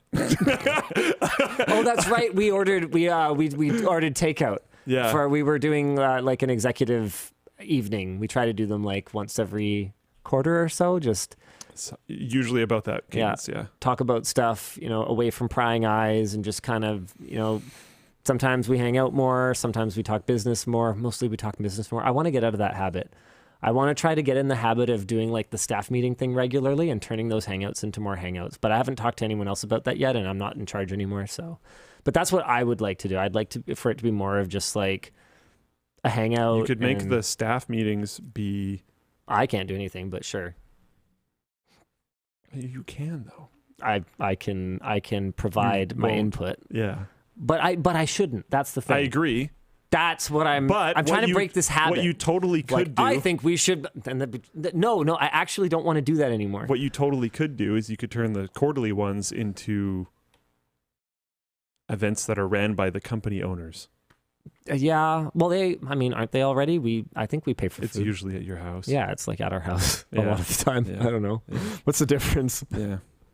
I should start a ghost kitchen, says Floatplane chat. Oh, good. Anyways, I don't think it would be that bad. I think it would be okay. I do think the hangout frequency would probably be troubled. But maybe once your kids were older, it wouldn't be as bad. Because Linus is trying to be the like, I'm a good dad guy. So he hangs out with his kids a lot, which is great. I'm not dissing that at all. But that takes up a lot of your time when you have 3 kids. Yeah. So it doesn't leave a ton of time. You're talking about like, I game in the shouldn't be awake hours. Yeah, because you're probably busy with your kids. I try to be. I'm not always good about it. I've turned into kind of a neat freak. So I heard you say the other day that you really enjoy tidying, and I was like, I don't. I enjoy the organization of things. I have a theory as to why. I've spent so much of the last 10 years of my life in complete and utter chaos that is outside of my own control, that it's like, it's something that just knowing where something is like an endorphin rush now. Like I feel like I'm right about my theory. Okay, I have what's a your theory theory? as to why. You noticed that some certain things at work, being in the chaotic state that they are an efficiency problem, and are therefore tuning yourself to solve said problem. I mean, and maybe. It's leaking into other parts of your life. Yeah, that could be true. I mean, it drives me absolutely. The second you said in whatever, I don't remember when we were conversating, but you mentioned I really enjoyed tidying. I love your words you invent. I enjoyed tidying, and I was like, no. That's like, I guarantee this is like a mechanism where he had to solve some problem, and he has therefore like changed his personality so that he can fix it better. Like I am convinced. I wasn't born this way. No, I will say that much. Yeah, and like people change, whatever. But like, no, I wasn't born this way. I feel like this is it's a coping, or like it's something. Yeah, no, I'm not going to deny that. It's been really hard living in constant construction. Yes. Because when you're in construction, everything is temporary. The position of that shelf is temporary. The bin where you store keyboards is temporary. The place where you put your pictures before you have a wall to put them on is temporary. And so for the last 10 years, like most of my life has been temporary. And so there's something satisfying about taking something, putting a label on it, putting it in a place, and having that be the place where I no longer need to think about what temporary place it is anymore. Mm-hmm. That's where it lives. Like I use my perfectly organized garage an embarrassingly small amount. I do use it. I carpeted a cat tree last weekend with the boy. Cool. So you have 2 now? He learned how to. Yeah, so I've done 3 total now. The big one that you know of. Yeah. And then I just carpeted like 2 little ones. So they're just like a few feet long, about a foot wide. They have like 2 pillars, and then there's like a base. Just little things something they can for them to mess jump on. Yeah, because they kind of scratch up just like random corners. So we're trying to put something they're supposed to scratch in all those places. So yeah. So my goal is to do like tons of them, and just little ones, not huge, small projects, right? So I finally did a couple. Yeah, so we carpeted one with the boy. He learned how to use a staple gun. Cool. Which sometimes I'm not sure about that boy. When I was his age, man, someone handed me a staple gun. He's like all tentative about it and stuff. I guess that just means I'm a terrible father, and he hasn't had enough time playing with staple guns yet. I taught him how to use drill. Yeah, all right. So he got to use the drill some more. He got to. Did he still know how to use it? Learn how to use the staple gun. Oh yeah. That's cool. cool. No, he's used it other than that since then as well. Okay. Yeah. So yeah, we had some fun with that. But I haven't done nearly enough with it. I'm trying to fix my old Galaxian. Midway, I think is the brand. Anyway, it's a little like tabletop arcade game thing, and it was working perfectly other than the battery cover didn't hold the batteries in enough, or so I thought. And then things got really weird because I 3D printed a battery cover. I put the batteries in and it wasn't working. And then I like held the battery cover in more, and then it was working.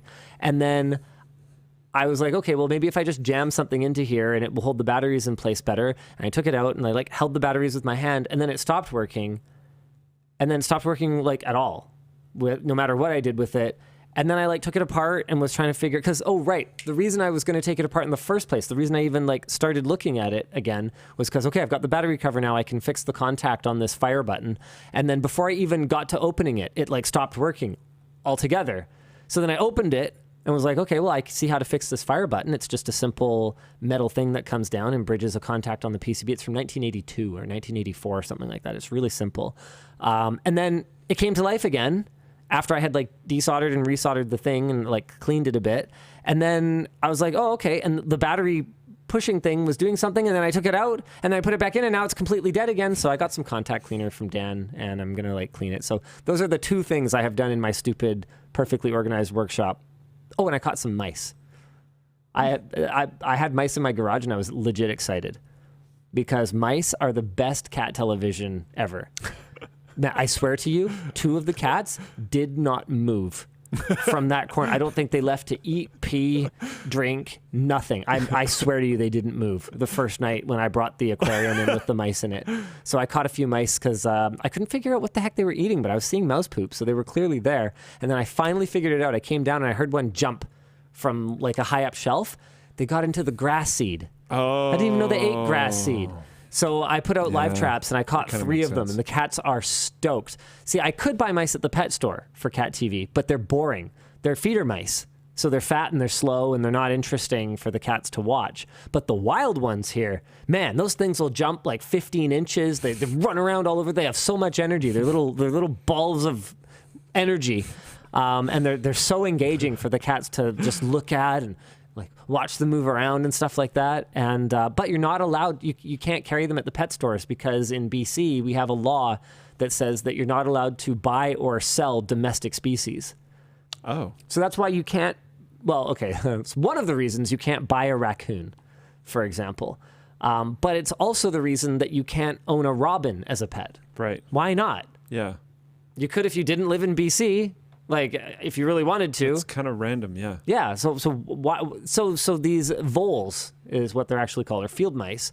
You're not allowed to have them as pets, technically. But like, whatever, f*** you. I'll keep a vole in a cage if I feel like it. So I've got voles now. That was the other thing that happened in my garage recently that I'm very excited about. I have one more theory to the Hangout thing. There are ways to acquire raccoons, I hear. Yeah, you can just take them from the park. They're free. I have dozens at home. Sorry, what is that? Ducks? Ducks, yeah. Ducks. Yeah. I have one more theory on the Hangout thing. Yes. I suspect we would do so more, even if the busy level was the same. If, say, this is like way advanced in the future and we're like retired. I think we would do it more. Yeah. Because a bunch of our Hangouts we'll have a plan for something, and then one of us will get the idea that it could be for a video. And then it happens way the hell later.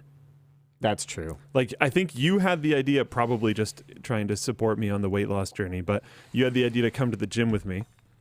I think it's been basically a year because it keeps getting pushed back because we have to align too many different schedules. I also did just want to learn. And then I had the idea of like, oh, well, the new badminton center maybe we'll have a gym. So we might as well just do it there because that would be better. So now it's pushed back even more. That's been delayed. Yeah. Have you heard about the load bearing stuff or anything? Oh, I know the whole project has been delayed. Yeah, the project is super delayed. Yeah, I've heard about that. Like, you know that there isn't even anyone in charge of it now, right? Yes. Cool. No, I've been informed. Neat. Yvonne is good about the communications. I've been asked, don't mice carry diseases? Probably. They're not going in an aquarium. Yeah. Not completely sealed, but nobody will touch them. Yeah. The kids aren't allowed to touch them. Yeah. Yeah. But yeah, I think that's a bit of a barrier. Anyways. Plasmator says, at Luke, looking good, by the way. We noticed. Thanks, man. I got work to do, but it's coming along. All right, good. Hit me, Dan. With Steam entering the console market, what is going to happen with third-party launchers? Microsoft and Sony would never allow it. EA and Ubisoft are always broken. Time to hit the 7 Cs? No, if anything, I would say that, well, first of all, you can launch Ubi and EA games through Steam as non-Steam games. So, actually, I'm not quite sure what your question is. I don't think the major game publishers are ever going to stop wanting to have their own stores so that if they can avoid the 30% Steam tax. And I don't think that Valve's fundamental philosophy of competing on the merit of Steam rather than by, signing exclusive deals or whatever else is going to change, at least as long as Mr. Gabe Newell's in charge. And he does still seem to be very much in charge, at least of the sort of general direction that the company flounders about in.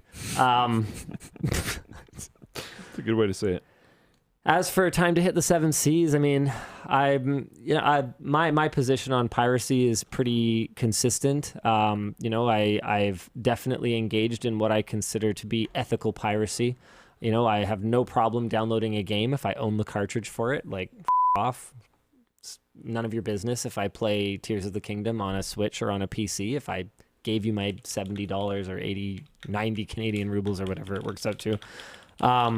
And I just, it's the kind of thing where you've just got to consider that if this is content you enjoy, be it a game or TV show, movie, music, whatever else, if it's something that you enjoy and you ever want there to be more of it, you just have to understand the impact that what you're doing has on that particular industry.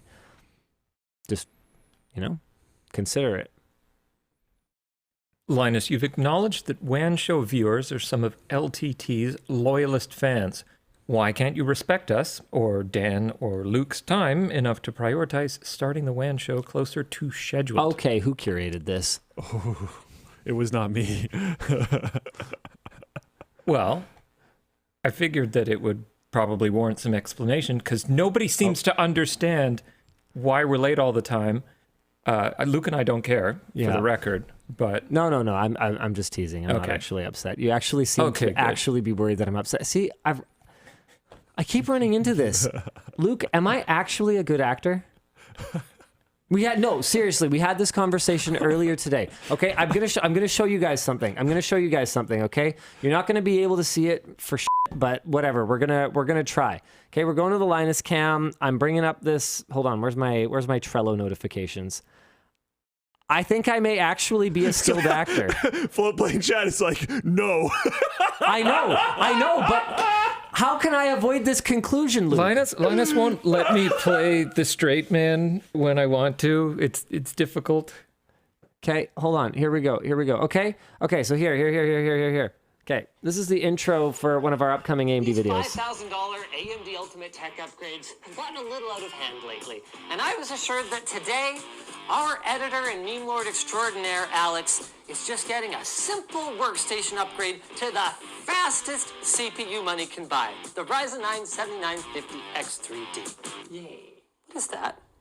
Trouble. I'm organizing this and this. I'm supposed to wall mount the TV, 2 TVs. There's a projector in the ceiling now. This is an unconventional component, but at least it might come in handy. It's electric. Oh, I guess that was the point of the upgrade. My own production manager, former chief editor, Ed Ziliago, asks me after we watched that, we call them appetizers, so like the intro of the video, asks me after that, didn't you know it was electric? I'm like, yes, of course I knew. Do you have any idea how many ducks I need to align for that gag? That's the punchline of the whole intro, is that we go through this whole thing where there's all these things that I've got to do and I'm overwhelmed, and you know what? Forget it, I might just end it. Nope, I can't even do that because it's not even a gas oven. My theory is that life is so absurd that no one can really tell anymore. Yeah, no one can really tell if things are sarcastic or fair. not, because there's probably an example where someone said that thing without being sarcastic. Yeah. I thought our thing was you come at me and be angry and I defend myself, and then you continue to be more angry, and it just like escalates. There was that guy, might have been Itchy and Scratchy, bigger missile. It just gets more and more absurd. I thought that's kind of the thing that we did. But yeah, I don't know. Sometimes I like playing the straight man, and you gotta bounce off of that. What does that mean? Why is it straight man? Well, because everybody's being silly, and the other guy's like, sit down and up straight. It's all proper, and like. Yeah. Seems like a weird phrase. No, it's like very straight dated? talker, Yeah, so it's very dated. Yeah, not gay. Like, I knew he didn't mean that, but I was like, yeah, that's just like that's never what it meant though. Okay. It just meant like more like square. Okay. Just I thought it might have straight faced. Yeah, that's Anyway, so my own production manager couldn't tell, and he knows He knows how much work it is to get that shot. He knows that Alex is perfectly positioned to be exactly in the frame at exactly the right moment to lean down and say, it's electric. I wrote the joke. Maybe Ed should be proud because he's a production manager, right? Is that correct? Yeah. And his team's doing such a good job that they even fooled him. I guess so. What was the thing that Wholesome moment. What was the thing that led us to this with my acting being too good? Oh, did Dan think I was actually mad? Oh, I think that was it. What was the But Dan, did you think I was actually mad? No, I wanted to give a reasonable explanation. Okay, because, so then I can't even tell. Dan's the good actor. This is the problem, is that, like, you know, we have the Linus on camera who is on camera, and then we have Linus who is like a person. I think I've talked about this before, probably in a video you're not allowed to see. Ah, that makes sense. Yeah. I don't know. I don't want to, like, pull back the veil too much. There's it is also late and it's WAN Show. There's also sometimes playing into it. I don't think this applies in the Ed situation, but sometimes playing into it is more fun. My favorite thing is to pretend to not know stuff and just be You're dumb. sure your name is Dan and not Dad? Yeah, maybe. I don't know. Because that is my stepdad's favorite game in the world. And what makes it really challenging is that sometimes he actually didn't know. And I think he plays that game so that he can have plausible deniability when he didn't know for real. Yes, yeah. Because sometimes he's actually shockingly wrong about things. Yeah. It's like, no, really, you were taking actions in your life that like have significant impact that are based on a misunderstanding. I've noticed it tends to be a tactic of people that want to appear more intelligent than they are. That's the thing, is he's actually super smart. Okay. From like an IQ standpoint. I'm not saying always. He has like 3 degrees or something stupid like that, and like won a free ride to whatever university he felt like back in the day, and that was when he'd only been in the country for like 6 years or something like that. Wow. Like barely spoke the language. Like the guy's super smart, but in one of those super smart kind of like, I have overlooked this entire 30% of everything. Right. Very like specialized. Really smart. Yeah, like kind of too smart sometimes. Almost I sometimes I feel like really smart people come to the solution so quickly that they get accustomed to coming to solutions really quickly, and will sometimes have a hard time even understanding why anyone else is still thinking about a problem. And the solution that they come to is not always exactly right because there may be other perspectives. It's definitely something that I've encountered. Overconfidence. I'd be really curious to know if I'm actually that smart, because I don't think so. I think I just have ADHD in a really like useful way. Egregious issues with like all of the ways that you can measure that type of stuff. So I don't 100%. think you'll ever know. 100%. Like I'm not convinced that it's that meaningful a number at all, actually. Someone in my family was actually recently classified as like gifted. And I'm kind of looking at it going, what difference does this make? And we ended up having a conversation about like, well, what does this mean?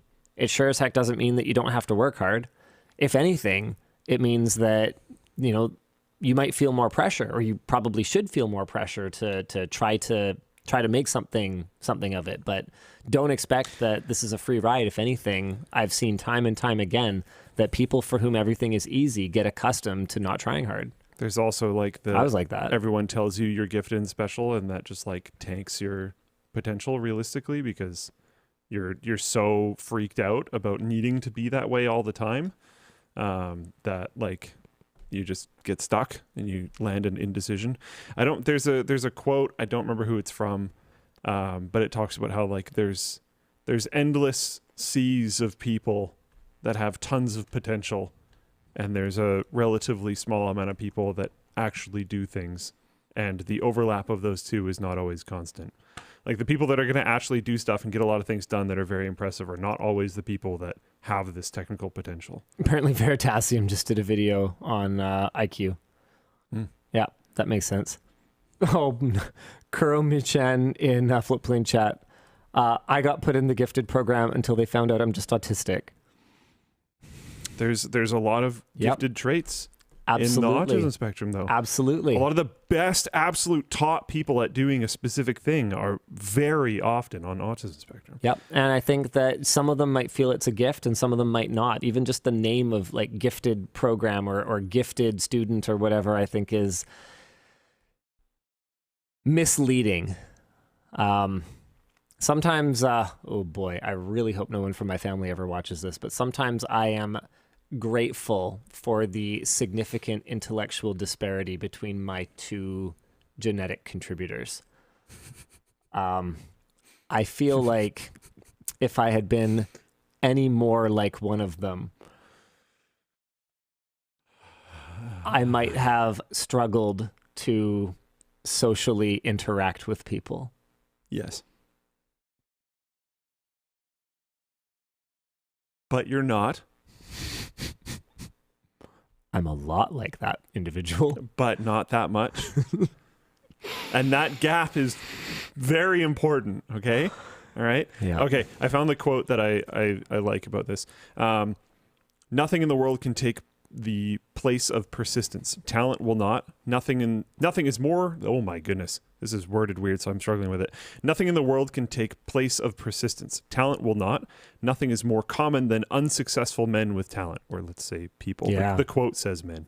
I'm reading the quote. Genius will not. Unrewarded genius is almost a proverb. Education will not. The world is full of educated derelicts. Persistence and determination alone are omnipotent. Ray Kroc, the founder of McDonald's. Oh, yeah, there you go. Yeah. You seem to do all right. Persistence and determination. That's what a lot of it comes down to. So you can be super gifted. You can be super gifted, super, super smart, all that kind of stuff. Have no chances given to you. There's the luck component. And then also just not be motivated to do anything or not have the drive to do anything. And then, yeah, accomplish nothing. Happens all the time. All the time. Yeah, Harrier Pigeon says, I got put in gifted because I'm actually smart, but what I actually needed were social skills. Yeah. Yep. And I think a lot of time the gifted programs, they want you to study so hard to realize that potential that they take your opportunity away to gain social skills. Like, yeah, I don't know. Yeah, man, people are like getting real heavy into the like mental health discussion in the Floatplane chat. So I'm not gonna dig into too much of this, but it's very clear that we still have a lot to understand about autism spectrum and ADHD and all that good stuff. Like if I'm on the spectrum somewhere, I'll say this much: I definitely come by it honestly. So we'll leave it at that. I'm definitely undiagnosed if there's anything there. Nothing would surprise me at this point. But as far as ADHD goes, at least the way that we have conventionally defined these two things as separate up until now, how related or not they are, we don't know, I guess. But definitely ADHD. No question there. I do want to address this too. I've observed this with a lot of people in my life, including some of my very close friends. Yeah. But Snap and Floatplane chat said, yeah, a lot of it is luck, which nobody likes to talk about. Yeah. Okay. Survivorship bias, man. But also no. But also you make your luck. Yes. And there's also, I know a lot of people that have had luck shoved upon them and they have not wanted to take it for a variety of potentially very good reasons. Like you can call a lot of this luck, but then we also YOLO'd the heck out of very logical paths forward that all three of us at the time had. You know what's really funny is I was talking recently about how that sports psychology class I took in university like changed my outlook on life. There is, for someone who doesn't actively follow sports at this point in my life, I certainly have learned a lot from it. Just about it's like it was what I enjoyed about it and what I learned so much about was the psychology of competition. And you'll see there's a lot of things that are definitely wrong with sports culture. But one of the things that, you know, I remember hearing commentators talk about or hearing players talk about is like, yeah, we got some lucky bounces tonight, but you get them by getting into the dirty areas and trying to manufacture being some available luck. For that opportunity. Yeah, trying to make luck. Being ready. And so, you know, I think that whenever I talk about my success, I talk about how lucky I've gotten, but there's also Okay, for example, I got extremely lucky meeting Yvonne. I think that having a good partner that amplifies your best qualities and diminishes your worst qualities is the single most important thing that you can do for success in your life. Everything is easier with a partner. And, you could call that luck. But I also made myself available for it. I made the, for some people, mistake of not dating around. I did not engage in a single non-serious relationship in my life. So once I was on the dating scene, I was trying to find a wife. And you know what? I think that for a lot of people, that would probably legitimately not be the right way to go about it. I think some people have some stuff to do before they're ready to settle down and be married for the rest of their life or whatever, right? But for me, I'm also lucky that I had the disposition where I felt ready to make that move at such a young age, because if Yvonne and I had waited even 3 more years, even if I had been lucky enough to meet her later, if we had gotten married and gotten started on, building a life together and building our family, even 4 more years, I don't know that we would have been able to afford the house in South Glen. If we hadn't had the house in South Glen, where the fuck would we have started Linus Media Group? My parents' garage. Yeah, I don't know. Right? And so, yeah, I got lucky. Definitely. Multiple times. Many times. But it's also not just luck. So that's all I have to say about that. What do you have to say about the reason why WAN starts late? Oh, right. We have a lot of work to do organizing the writing department, organizing production. I don't want to put this on the actual production crew. I think those guys are doing a really, really great job, especially with all the challenges that we have on the writing side. I think that, I also won't blame any of the individual writers or even the writing managers. I think there's a lot of contributing factors to what has made our production really challenging. I think a big part of it is how demanding our boss is. You guys are always, whether you ask for it or not. I mean, it's such a classic. It's. I almost consider it like a trope at this point. The creator who talks about burnout and the audience who says, "Don't worry, we got your back. We'll watch you no matter what. Take your time off." And then the creator who fades to irrelevance because they said it, they meant it, but that's just not actually how human nature works. Like, whether you guys are saying it or even feel it or not, you're always asking for more. You're always asking for better, and we always have to respond to keep moving that bar, or we fade away, gone from your memories. Oh yeah, that guy, right? Like, that's just how it works. And so we never really leave ourselves any room to make anything other than the best video we can. And so a lot of the time we have weekly goals for how many videos we need to make in order to keep to our upload schedule. And so for, on Tuesday and Wednesday, it's kind of like, well, we can shoot those on Thursday and Friday, not procrastinating, but just because we're trying to make things better. And then on Thursday and Friday, we're trying to cram in far too much production, and it ends up being very, very challenging and bleeding into what is supposed to be WAN show time. It's not that I'm not respectful of you guys. It's that, sometimes you got to understand there's other pressures on me. If I don't hit the production quota, there are people whose KPIs are make sure that we hit our video upload target and they won't get their bonuses. So what? Am I supposed to be like, well, it's 4:30, so I hope you like buying less good presents for your kids. Like, I try not to behave like that when there's anything in my power to try to get her done. To his own detriment, Linus will carry more weight if it means the ship keeps going forward. So that has literally always been the case. And sometimes that makes it hard for us to build processes that are scalable, right? Yes. Because you need to let people fail sometimes, I think. I think so.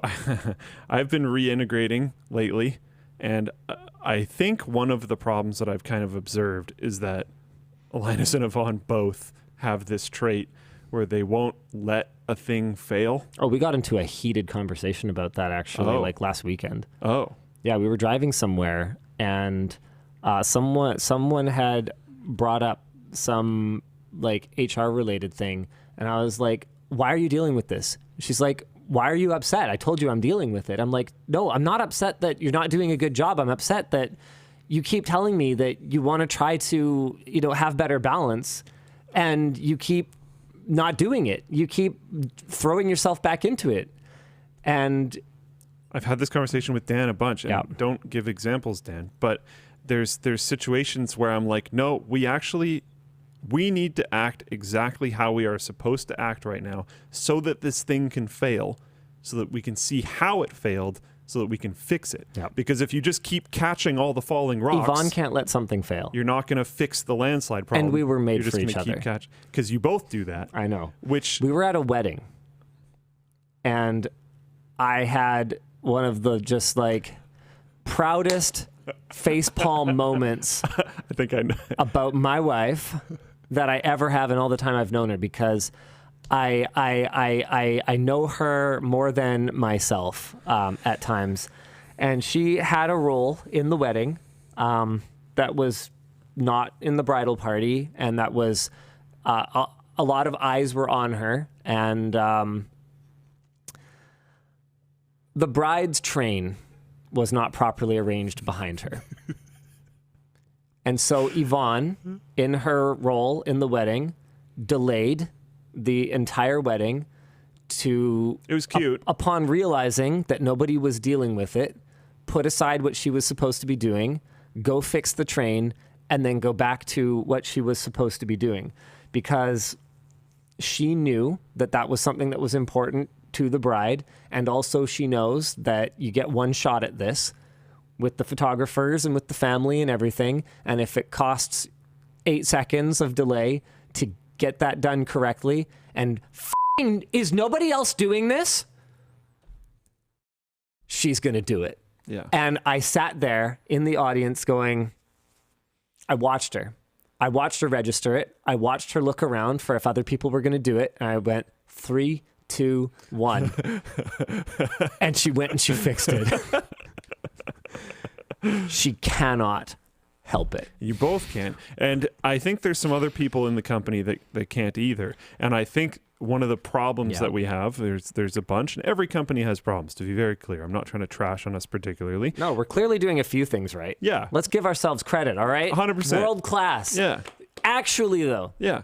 Like, we're doing great. We do amazing things all the time. Yes. Every single company has a bunch of problems. Yes. So one of our problems, I think, is this, where certain people at the company, including definitely and potentially mainly you and Yvonne, are catching problems consistently and not letting certain things fail.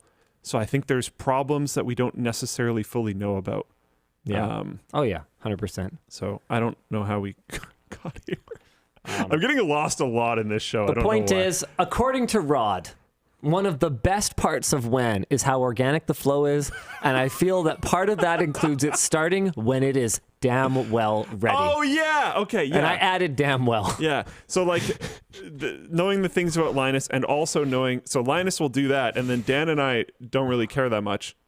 So WAN is just not that hard to push back. Yeah, but then you guys aren't letting me fail. If you guys were like, look... this is when my shift ends, and you left, I could go home at 9:30. and there was no WAN, then I could just go home at 9:30. I'm f***ed, right? I could just get up and leave. Sometimes we wouldn't even have a WAN show. You could. I might not because even it notice, starts Dan. after Boom, 9:30. got him. Oh! I'll just turn this off, and then I can't even see you. You got a big monitor there. I'll figure out how to turn the audio I was tiles. going to say the stream would even go live. We sit here waiting. I don't even know how to Dan, do it anymore. Why don't you press the button, Dan? I made it so simple that it's like 3 buttons. It's honestly not that bad. Yeah, but I just don't know where they are. There used to be one. Yeah, Dan. I guess- also used to only stream to one platform. That's fair. Yeah. But that doesn't impact the amount of buttons. No, it doesn't. Yeah. I guess technically it's just one button. Yeah. Wait, what? You'd have to turn on the computer, I guess. Oh, okay. Yeah, SO4AWS says the best part of WAN is that it starts whenever it starts and it ends whenever it's done. Yeah. That's WAN show, baby. Hell yeah. If you guys didn't like it, you don't have to watch it. I actually can't force you to do that. But you're here. You're here like 3 hours in or whatever we're at this point. Every once in a while. Oh my God, we're 4 hours in. Oh yeah. Wait, no, that can't. No, that can't be right. The page is not loading properly for me. Hold on. 3 hours 56 minutes. I was going to say I'm pretty Live sure on that's YouTube. right, 3 hours 22 minutes. Oh, okay. So including pre-show, we're about 4 hours. That makes sense. Yep. Yeah. Because the Floatplane chat has been talking about how it's 4 hours. Yeah, they lie. But no, they have pre-show. It has been 4 hours for that. Yeah. Yeah. I always forget about pre-show too. They even got to hang out when Linus was filming part of a video. Oh yeah, that was pretty funny. That was pretty funny. I just needed another room to be in, and this one was lit already. Yeah, it just kind of worked out. Yeah. Efficiency. Yeah, efficiency. All right. All right, next up. We are not going to get to every merch message today, guys. The good news is you will get your order in the mail. Did you know that historically, every single time you've said that, we've actually done it? Yeah, but I don't, in case I collapse at my desk or at the table here. Why don't we power through them instead of going on 15 tangents? Hey. I can't help what the people ask or what you curate. Ooh, I just clicked the wrong button. Dan! It's the best part of WAN. Like, what am I going to do? Stop you talking? Stop talking about this interesting thing. We have to move on. Yeah, Dan. Love tuning in. I didn't get enough bags of chips, Dan. Did you ever think of that? You could have more bags of chips. We got boxes of them. I think you're above the snack police. That was weak. Yeah, it was. I'm going to get you heavier things to throw at me. Your job is to get him objects that will fly better at your head. It's part of my Q3 goals. More aerodynamic weapons. Okay, let's try again. Okay. Love tuning in every week. Do you ever get tired of the day-to-day of your job? Over time, I feel like it could drag on. Yes. I mean, I think anyone who tries to sell you, find a job you love so that you'll never work a day in your life. There's always days you work. I always tell my son this. If it was easy, everybody would do it. And then it wouldn't be worth anything. The most common things are worth the least, right? Why does the pin say get the full set here, but not have the full set purchase option? I noticed that. Yeah, we should probably make a bundle. Yeah, I actually talked to Nick about that. Bundle hard.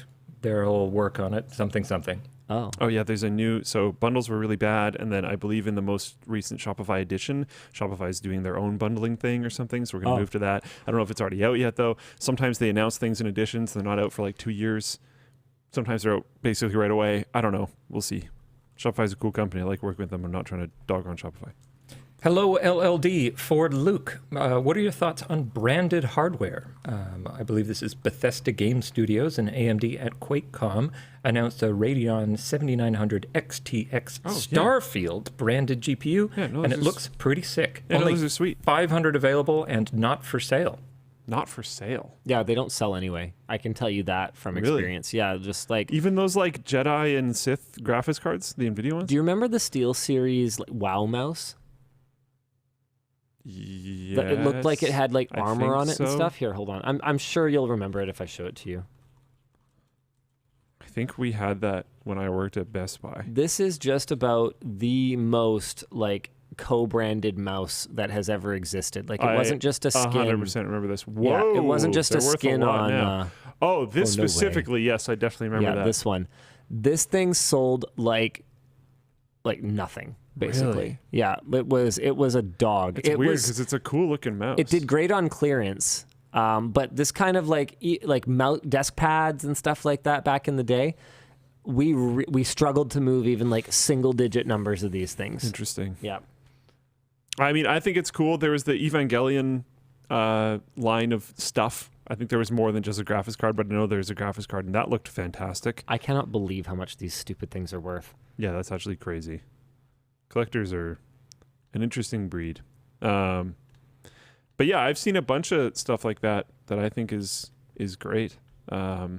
I wouldn't pay extra for it. And I think that's a big part of the problem, is that everyone's a big fan of something until you ask them to actually spend extra on it. And it's not like a figurine. I don't know why it is. People will actually spend $1,000 on a figure, on like a statue. You know, I should use probably more correct lingo. But you ask them to spend an extra $100 on a GPU that's themed that way. Well, no, that's just electronics. Like, the way that people value electronics is kind of wild to me. Yeah.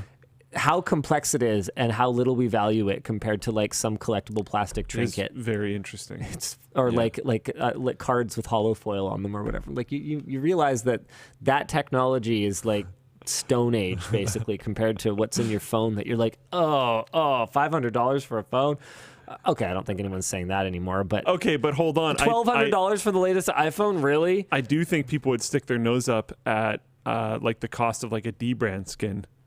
Yeah, some people would. But would turn around and buy one of these foil things for a ton. Yeah. Oh, like yeah, 100%. There is some interesting... It's kind of arbitrary it's like sometimes. Like, I will buy a $1,000 phone, but I will not buy a $1 phone app that makes my experience significantly better. Yeah. It's like... I won't do it. I just won't do it. Yeah, there's some weird stuff going on there. I think they're cool, though. I've seen some builds based around branded, I don't know if we want to call it that, like third-party collaboration on computer parts that I thought are awesome. I haven't bought any, so maybe I'm part of the problem, but I think it's cool. And I think a Starfield inspired GPU could actually look really sick, because Starfield is NASA punk, right? So I think it could look really cool. Yeah.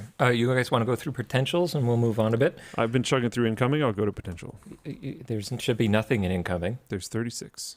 Yeah, there's a lot in incoming. Okay, I am showing like none. Let me refresh. I'm working on incoming as well. Hopefully we're not both I working on also the see same none part. in incoming. Oh. Please, I will also refresh. Now please there's refresh. one. Sick. Okay, cool. That There was has an easy been one. other priorities, but we'll When eventually is your work on it. next AMD tech upgrade? It's a great series. That was the intro for one. It's going to be Alex P from our editing team. When?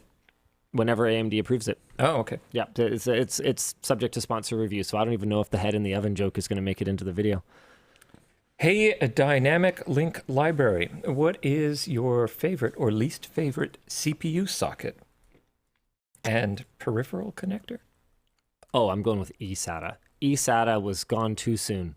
Yeah. It was actually kind of cool. And they had eSATA ports that were also USB ports, like the connector pins were on the other side. So being able to connect an external drive at truly internal speeds, because it's not just gigabits per second of bandwidth. It's the fact that it was using AHCI, like it was using a SATA protocol, so random IO was good. So you could have an external Steam drive or whatever that really did perform like an internal one when it came to small operations. Super cool. Linus and Luke, you've spoken before about NVIDIA making it difficult to film at their press events. Curious what some of the challenges they created were. Oh, the example that I tend to give on this one was one that I was there for. So this was a long time ago, but still, where they had an event. So they didn't give us pre-information, or they gave us pre-information, but not enough to actually make a piece of content out of. You needed to see the live event in order to do that. It felt strategic. I don't know if it was or not, but our hotel was very far away from where the venue was at, and they brought us there with a bus. So there wasn't an easy way for us to get back. This was like pre-Uber. Again, it's been a while. And there was nowhere convenient to film, and they had a Deadmau5 concert on stage immediately after the press event. So there was this loud copywritten music playing, so you couldn't record any videos. The way that we got it was we kind of like snuck into the basement to where a bunch of the event workers were working, and just like pretended we were supposed to be there and got into a corner and filmed there. Brandon and I did that because I didn't want to freaking call Linus again. So I was like, whatever, we're getting this done. And it sucked. It was really bad because there was nowhere to focus on writing your video. There was nowhere to properly film your video. Like there was often they'll make last minute announcements that can be added to a written article. Yeah. You know, after the fact or whatever, published immediately, but they don't account for time to edit and encode. Yeah. So you're way behind everyone. It's mostly just being inconsiderate and thinking of it themselves feels like first intentionally and how they so. control the narrative. Yes. I don't know if it was intentional. Sometimes it's felt that way, but For an organization that large. But the thing is, large organizations have small groups of people sometimes that are in charge of things. Yeah, but like there's got to be someone there. They flew out all these people. I know. There's got to be some amount of consideration of how these people are going to even remotely function while they're at the event. It's funny that you say that because, like, we flew out all our developers. Yeah. And we screwed up a lot about the scheduling for that. Yeah, but when they were here and they had to do things, I had it. We were good. I know. I just mean mistakes were made. I'm saying it's easy to make but mistakes. But not this type of mistake.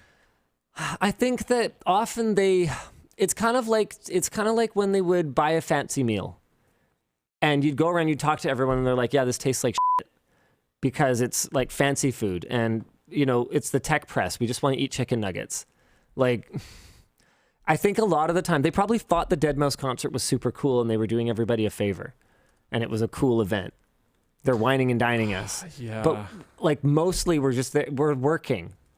It's a distraction for most of the tech press. There was like at least 3 or 4 people that didn't get into the sneaky basement solution that we had that were just like filming on the street at night.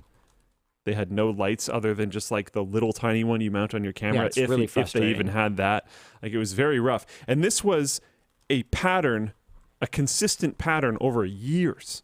This was not like I know they screwed it up one time. But remember too, there's a lot of turnover in these departments sometimes. Like I would explain the same thing over and over again to a revolving door of like PR firm reps and stuff like that. Like it's I'm not but saying we also explained it to people that were not. I know. I'm not saying they did a good job.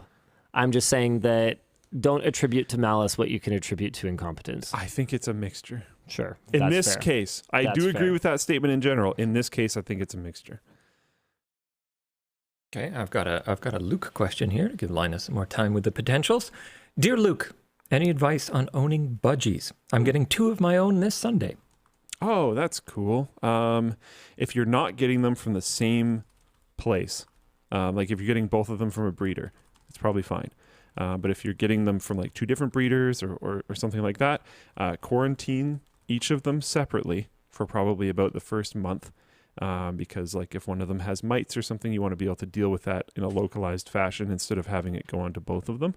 They're probably going to be pretty timid when they first get to your home, but be very friendly. They love music. They're going to feel a lot more at home if there is noise. I think a lot of times with like a dog, if a dog is feeling very timid when it first comes over, you want to be very calm and like kind of quiet and like lay down on the floor with it and show it that things are okay. With a bird, it's like, not really. Birds operate on a like everything's okay alarm level. So if it's really quiet, they're going to be like, oh, this is bad. Things are bad. So like one of our solutions is we play music because they hear music of almost any kind. They'll actually likely have preferences. We found that our birds have preferences. But if they hear music of almost any kind, they'll be like, oh, okay, things are probably okay. And have extra food. A lot of the food you can throw in the freezer and it will last longer. So have extra food on hand. Yeah, other than that, just send it and have fun. Make sure they have little toys, but watch their toys as they wear. Budgies really like to destroy things, so they'll pick at things and eat things away and stuff. And if there's like a rope, for instance, and they chew on the rope and peck at the rope and do whatever else they do with the rope, it's potential that they might wear the rope down to the point where their little talons can get stuck in it. And that can get really bad because they can break their talon and stuff like that. So pay attention to the condition of the things that you're giving them. They really like to chew on things like strings, like little paper, like confetti strings, stuff like that. Give them something to do. I could talk about this for too long. We're going to move on. Loving my stubby screwdriver from LTX. I was wondering how many screwdrivers you sold, stubby, DIY, and normal over the LTX weekend. I think for the DIY, we did about 1,500 or 2,000.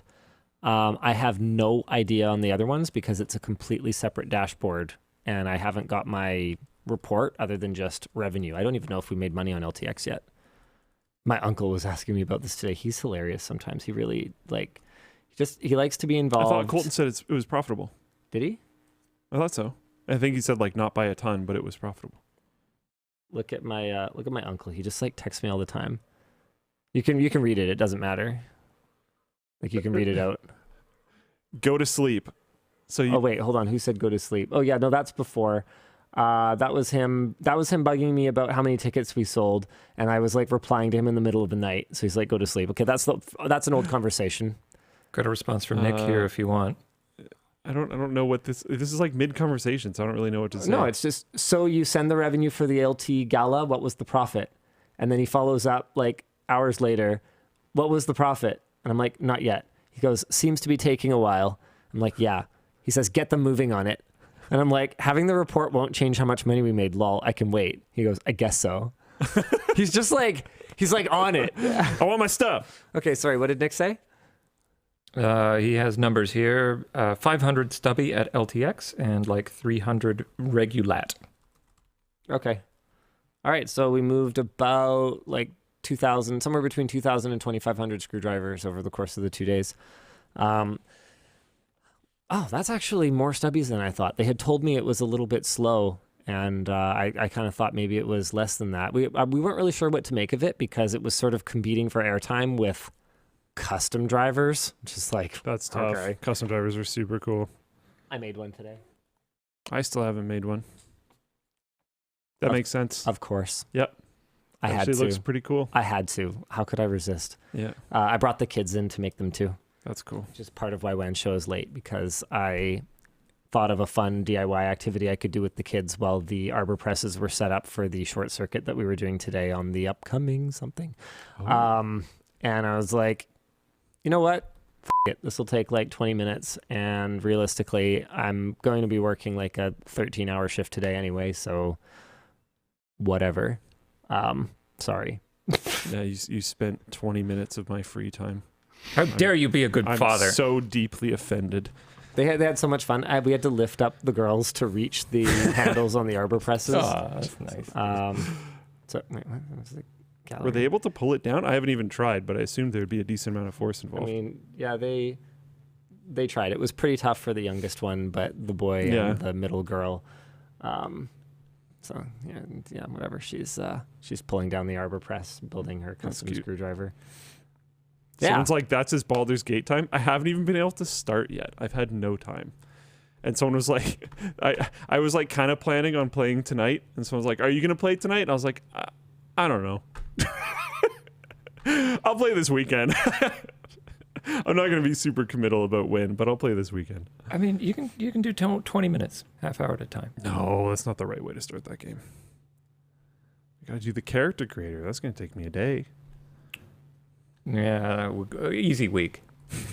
Okay, let's continue. I was gifted a set of 17 staff member LTT pins. Any history on them? I'd love to know. Yeah, we did them as a collectible at LTX. I want to say 19. 20. Was it 19? Pretty Yeah, sure. it must have been 2019. Except we didn't get them in time. Yeah. So then we had to go through a whole thing where we made them available online afterward to people who were at the show because they were supposed to be a show exclusive. And then the reason it's 17 is because I guess we removed the ones for people who don't work here anymore. I actually don't know if I would have agreed with that move, but nobody asked me, so whatever, we did it that way. And we still had some of them, evidently. Nobody told me that, so I didn't know. And we gave them away, which nobody told me until I saw it posted on Reddit. So that's the whole story as far as I know. But we just thought it would be a cool collectible to have at LTX. Lloyd painstakingly recreated everyone's likeness in that cool cartoon style of his, and I have my set at home. I will treasure them always. I never got one. You never got one? Linus was very particular, very, very particular at that point in time about making sure that there was separation between the companies. So I never got a pin. All right. Oh, you mean you weren't in the set? That's right, you weren't in the set. Both of those, actually. I never got any, and I wasn't in it. Oh, okay. Yeah. Well, if it helps at all, I will give you a pin. You know what? Let's do it. Let's do a Luke pin. What? Why? Okay, we're doing it. Oh my God. Sometimes I have to be aware that I can't bring certain things up because he has these like resources and he'll just do things sometimes. I know. I have far too much power. We can sell a pin that's like however many dollars and you just happen to get a backpack with it, You should sell the We're Luke doing it. pin with a free backpack. This the is Luke pin should come with the budgie pins. the hilarious promo Oh. is already confirmed. I've heard back from Nick already. That kind of communication is why I like working here sometimes. You just say dumb stuff, and then suddenly somebody throws you should say hundreds Nick's of dollars at it. So I email Nick, subject line hilarious promo. Okay, body, buy $250 pin, get a backpack for free. He replies, 1 minute later, you're dumb. Which, as far as I can tell, means we're doing It's a it. confirmation. Yeah, it's happening. Yeah. Because he would have sent a longer email if he actually was pushing back on it. Let's go! Yeah. Oh yeah. Yeah. Why would we do a singular Luke pin though? It's got to be. There's So got to that be I can other have one stuff. for my collection of pins. Oh wow. Okay. And also, there's minimum order quantities, so... I was going to Just say, like mock make is one of 1,000. one, and then just not even give me one. I could do that. I could just get a sample. Yeah. Oh, yeah, sorry, the sample's not great. We're not ordering it. God. No, Yvonne will want one too. Hey LLD, what auction item were you saddest to see go? Oh, definitely the PC, man. That was such a beautiful work of... Oh, man, there were some other sort of sad things. Seeing old Bonnet go was kind of The hard. person who bought the old mineral oil case was at Whaleland. I know. Yeah. We featured them in a video. Oh, that's it's cool. coming. That's cool. It's roasting our viewers' setups in person. So I you know how I go into that bit I do? I accuse them of stealing it. Yeah. Quite aggressively. Okay. Yeah. Yeah, it's fun. That's pretty good. Yeah. Quite aggressively. It'll be good. LNL, my workplace, an MSP, started using an AI tool to prioritize tickets. It's going horribly. Have you fallen prey to pointless AI implementations? What's the worst AI implementation you've seen? There's been a lot of bad ones. I'm just going to talk about what we did because I think that'll be a better answer. But we tried to make a AI helper for the store, and it just failed horribly. I don't know. It just is what it is. It would just we tried so hard to make it rooted in, well, I'm saying we. There's literally only one person worked on it. Conrad worked on it. Conrad tried very hard to make it rooted in our information, but it would just we would ask it something that it should answer, and it would be oh, I can't answer that because I'm supposed to be rooted in whatever. And it's wait, hold on, no. The whole point is that you can answer that, and then it's just I don't know. It just didn't work out. So we shelved it, and we were maybe we'll come back to this later. And then Shopify in their most recent edition is by the way, we're releasing an AI helper. So I guess the answer is we're not going back to that, but we'll just use theirs, which is great. That's the solution we want anyways, to be honest. So yeah, we had a AI implementation failure. We've also had a lot of success, not with building our own stuff so much. Oh, actually, I'll talk about this. The labs web team finished their quarterly goals a little bit early. So with the remaining time in the quarter, we had a little hackathon thing. One of the developers on the team, I'm pretty sure I can say his name. I don't know if I've asked him. Start with initials. Yeah. Or maybe no, don't do a last initial. Start with First initial only. First initial. D. There's 2 people on that team that start with D, so that's not helpful. Darn it. Anyways, for one of the hackathon projects, I'll make sure in the future if I can say their name or not. I don't know. We got D from Luke's team. Yeah, but it's the Labs web team specifically. Yeah, well. But there's 2 Ds on there as well. So whatever. Double Ds. The project that they chose to do was they grabbed a bunch of information that we had gathered. I'm going to leave that as vague as it is. And they used AI to build automatically generated quizzes based off of that information, which was pretty cool. And that actually worked. That was a cool project. We might use that for something in the future. But yeah, that was a little bit more simple than the shopping helping tool. But yeah, anyways. Yeah. Anyways, yeah. Yeah. Clearly I'm late. tired, okay? Me too. It's literally midnight. You know you have to drive me home too, right? I Yeah. don't have my car. Yeah. Get wrecked, scrub. Actually, I wonder if my car is here. Because it was still here when we like started the show, but maybe Yvonne was staying late. I'm going to check the security camera. Yeah, it was here after I left in the middle after sponsors. Oh. This is like, we had a conversation earlier in the show about how we don't hang out as much as we like probably should, and also we were unsure how it would be if we didn't work together. I've always liked the drives. So back in the day, I couldn't afford anything. So Linus, good, another tangent. It's not late enough. Yeah. Back in the day, I couldn't afford anything, so Linus would drive me home after work. And then now, he just never has his car here, so I drive him home after WAN Show. And I've always liked the drives. Heck yeah. Driving is a good time to, like a pro parenting tip that I got was drive your kids places. Because once they hit teenagehood, it's one of the only times that you can actually like confine them to a space where they have to talk to you and there's nowhere to go and nothing else to do. Yeah. It's like, yeah. Yeah. That's some parenting hacks right there. Luke is doing reviews again, which is awesome. Is it because the Floatplane platform is far enough along now, or was it a result of the new CEO coming on board as it appeared to occur around that time? I don't think it's either of those things. I'm also not doing reviews. I think they mean you're being in videos again. Yeah. All of my video appearances have been very light touch from my side. It's been other people's work. Like when I host a Game Linked, for example, like I show up on set for like 20 minutes.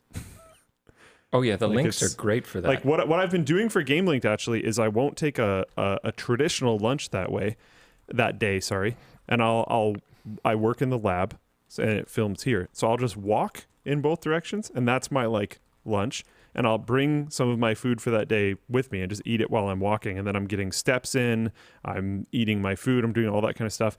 And then I just, with 20 minutes of my time that day, I host a Game Linked. Like it's extremely low impact on me. Any appearances that I have in an LTT are kind of the same way. Like when we're reacting to stuff, I'm not prepping any of the content for that. I'm not writing the video. I'm not doing the like heavy lifting pre-production type of stuff. I'm just showing up and hosting, which is significantly less impactful, like wildly significantly less impactful on my time than if I did have to do any pre-production, because then it would be like days of work, right? And now it's however long it takes to host the content. So it's been fun. It's been a nice like change of pace every once in a while. I do not have the time to be doing more of the pre-production stuff. So yeah, but it's been nice to do some more camera stuff. Yeah. Why do you think Samsung's phone packaging has gotten more and more bland over time? I blame Apple for this. Oh yeah. Basically every industry trend that's just like, wow, that's really boring. It pretty much comes down to Apple. That company that made the funky mixed reality goggles. The one that like explicitly compared themselves to Apple and their, oh man, what am I looking at right now? Hold on one sec. I'm trying to find something I'm looking for here. No, maybe it wasn't these guys. What the heck? Sorry, I'm trying to make my way to a product page and their site is incomprehensible. Okay, it must not be these guys. It must be something else, or they have a new site or something. I have no idea what I'm even looking at. But you guys know what I'm talking about, right? Where like every company and their dog has a product page that looks exactly like Apple's style of product page, with the dark background and all the gradients and like everything's different sizes on it. You know what I'm talking about, right? Yeah. The fact that no one can have an independent thought once Apple does something in the technology industry drives me absolutely wild. I can't stand it. But yeah, Apple moved to a super, super minimalistic style of packaging. And so, of course, so did everyone else because whatever, I guess. Sorry for asking again this week, but is there any news on the automated mopping machines for the badminton center? Oh, I'm disappointed. That project will be quite delayed. Fix that. Hey, Linus, any news on the Lux backpack? When will it hit the store? We're waiting on samples of the new style of carabiners in glossy, like in plated, to make sure that they are up to standard. That is the only thing we're still waiting on. Then we're going to do one more sample. Then we're going to move to production. I would say that if it arrives in 6 months, I'd be not surprised, but I'd be like, yeah, that kind of makes sense. And if it took longer, I wouldn't be surprised because, I don't know, it's just kind of how we roll, I guess. Just used to it. Hi, LLND. I'm getting stick locks since the Steam Deck case takes up too much space in my LTT backpack. Do you have any suggestions on where to put my Steam Deck in the backpack without the case? Yes, I do. Let me show you in 1 second. I'm just going to finish typing this thing. You know what? I'm just going to say it. It's easier. Colin says, how do you feel? Oh, that's not the right one. Jackson asks, with your experience using smart home switches, where do you see this tech going in the near future in new houses? I don't see it really going anywhere in the very near future because it adds cost, and home builders, especially in the current climate, are looking for every little way that they can shave down cost. So forget it. As for the question that I'm supposed to be answering, do we have any portable game consoles? I guess not. Anyway, there's a specific place for it.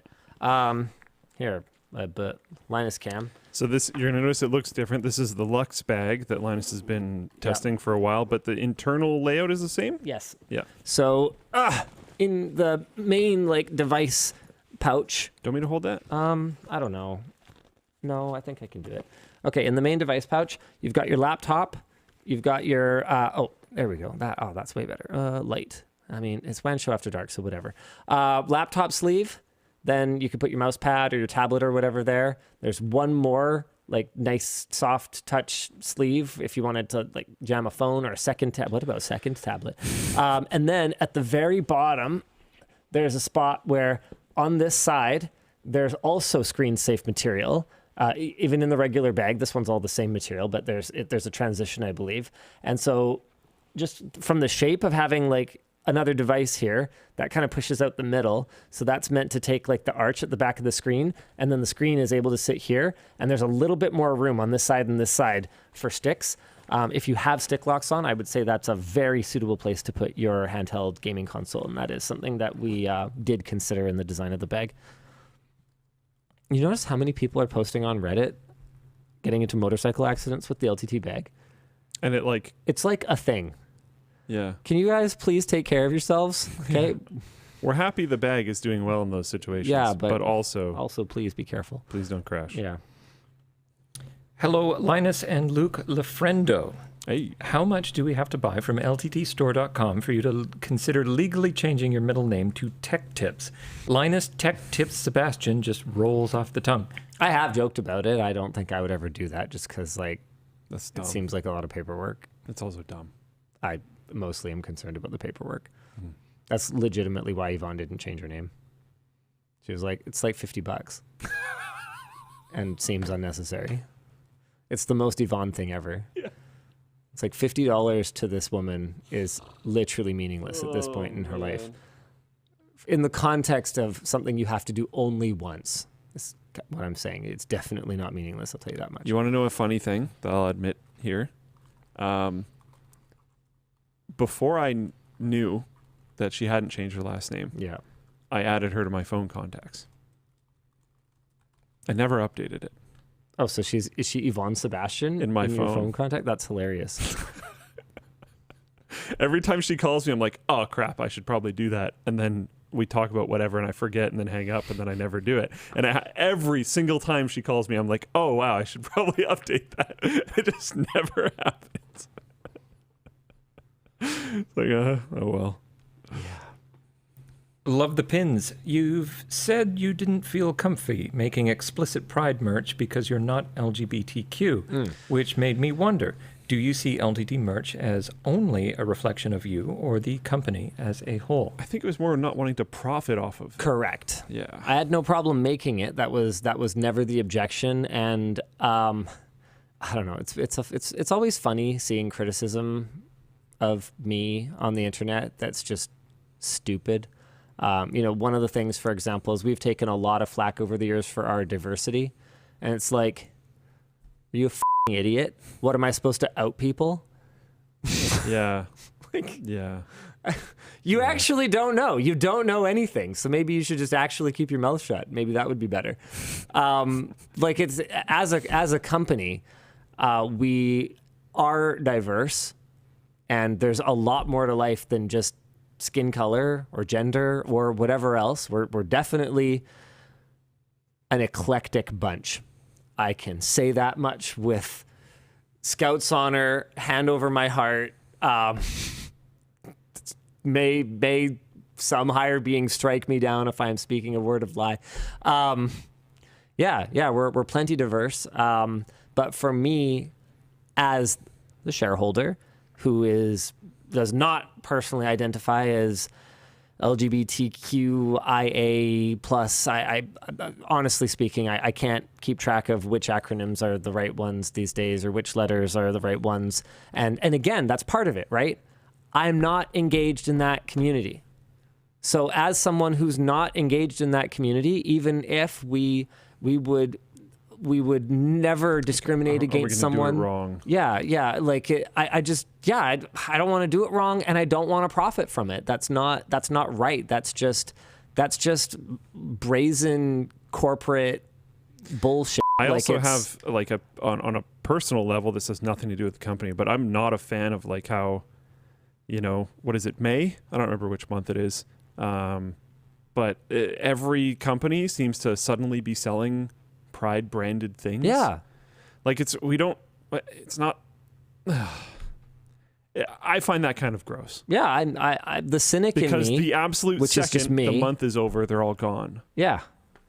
Yeah. Which means they were probably all shipped off in a container to Africa or something. And like really though, or spray painted and thrown or slashed and thrown into a dumpster, right? Because there's no such thing as producing exactly the right quantity of something. That's not actually how that works. So no, I just we're not gonna just sort of performatively support in a way that is inconsistent with our values, and our values are that we shouldn't profit off of things that don't personally affect our shareholders, who are the ones who are profiting from it. It's just ridiculous. So you know what? If I accidentally made some money on pins, I'm over it. I tried to give them away. They're in the bonus bin. Yeah. Fine, whatever.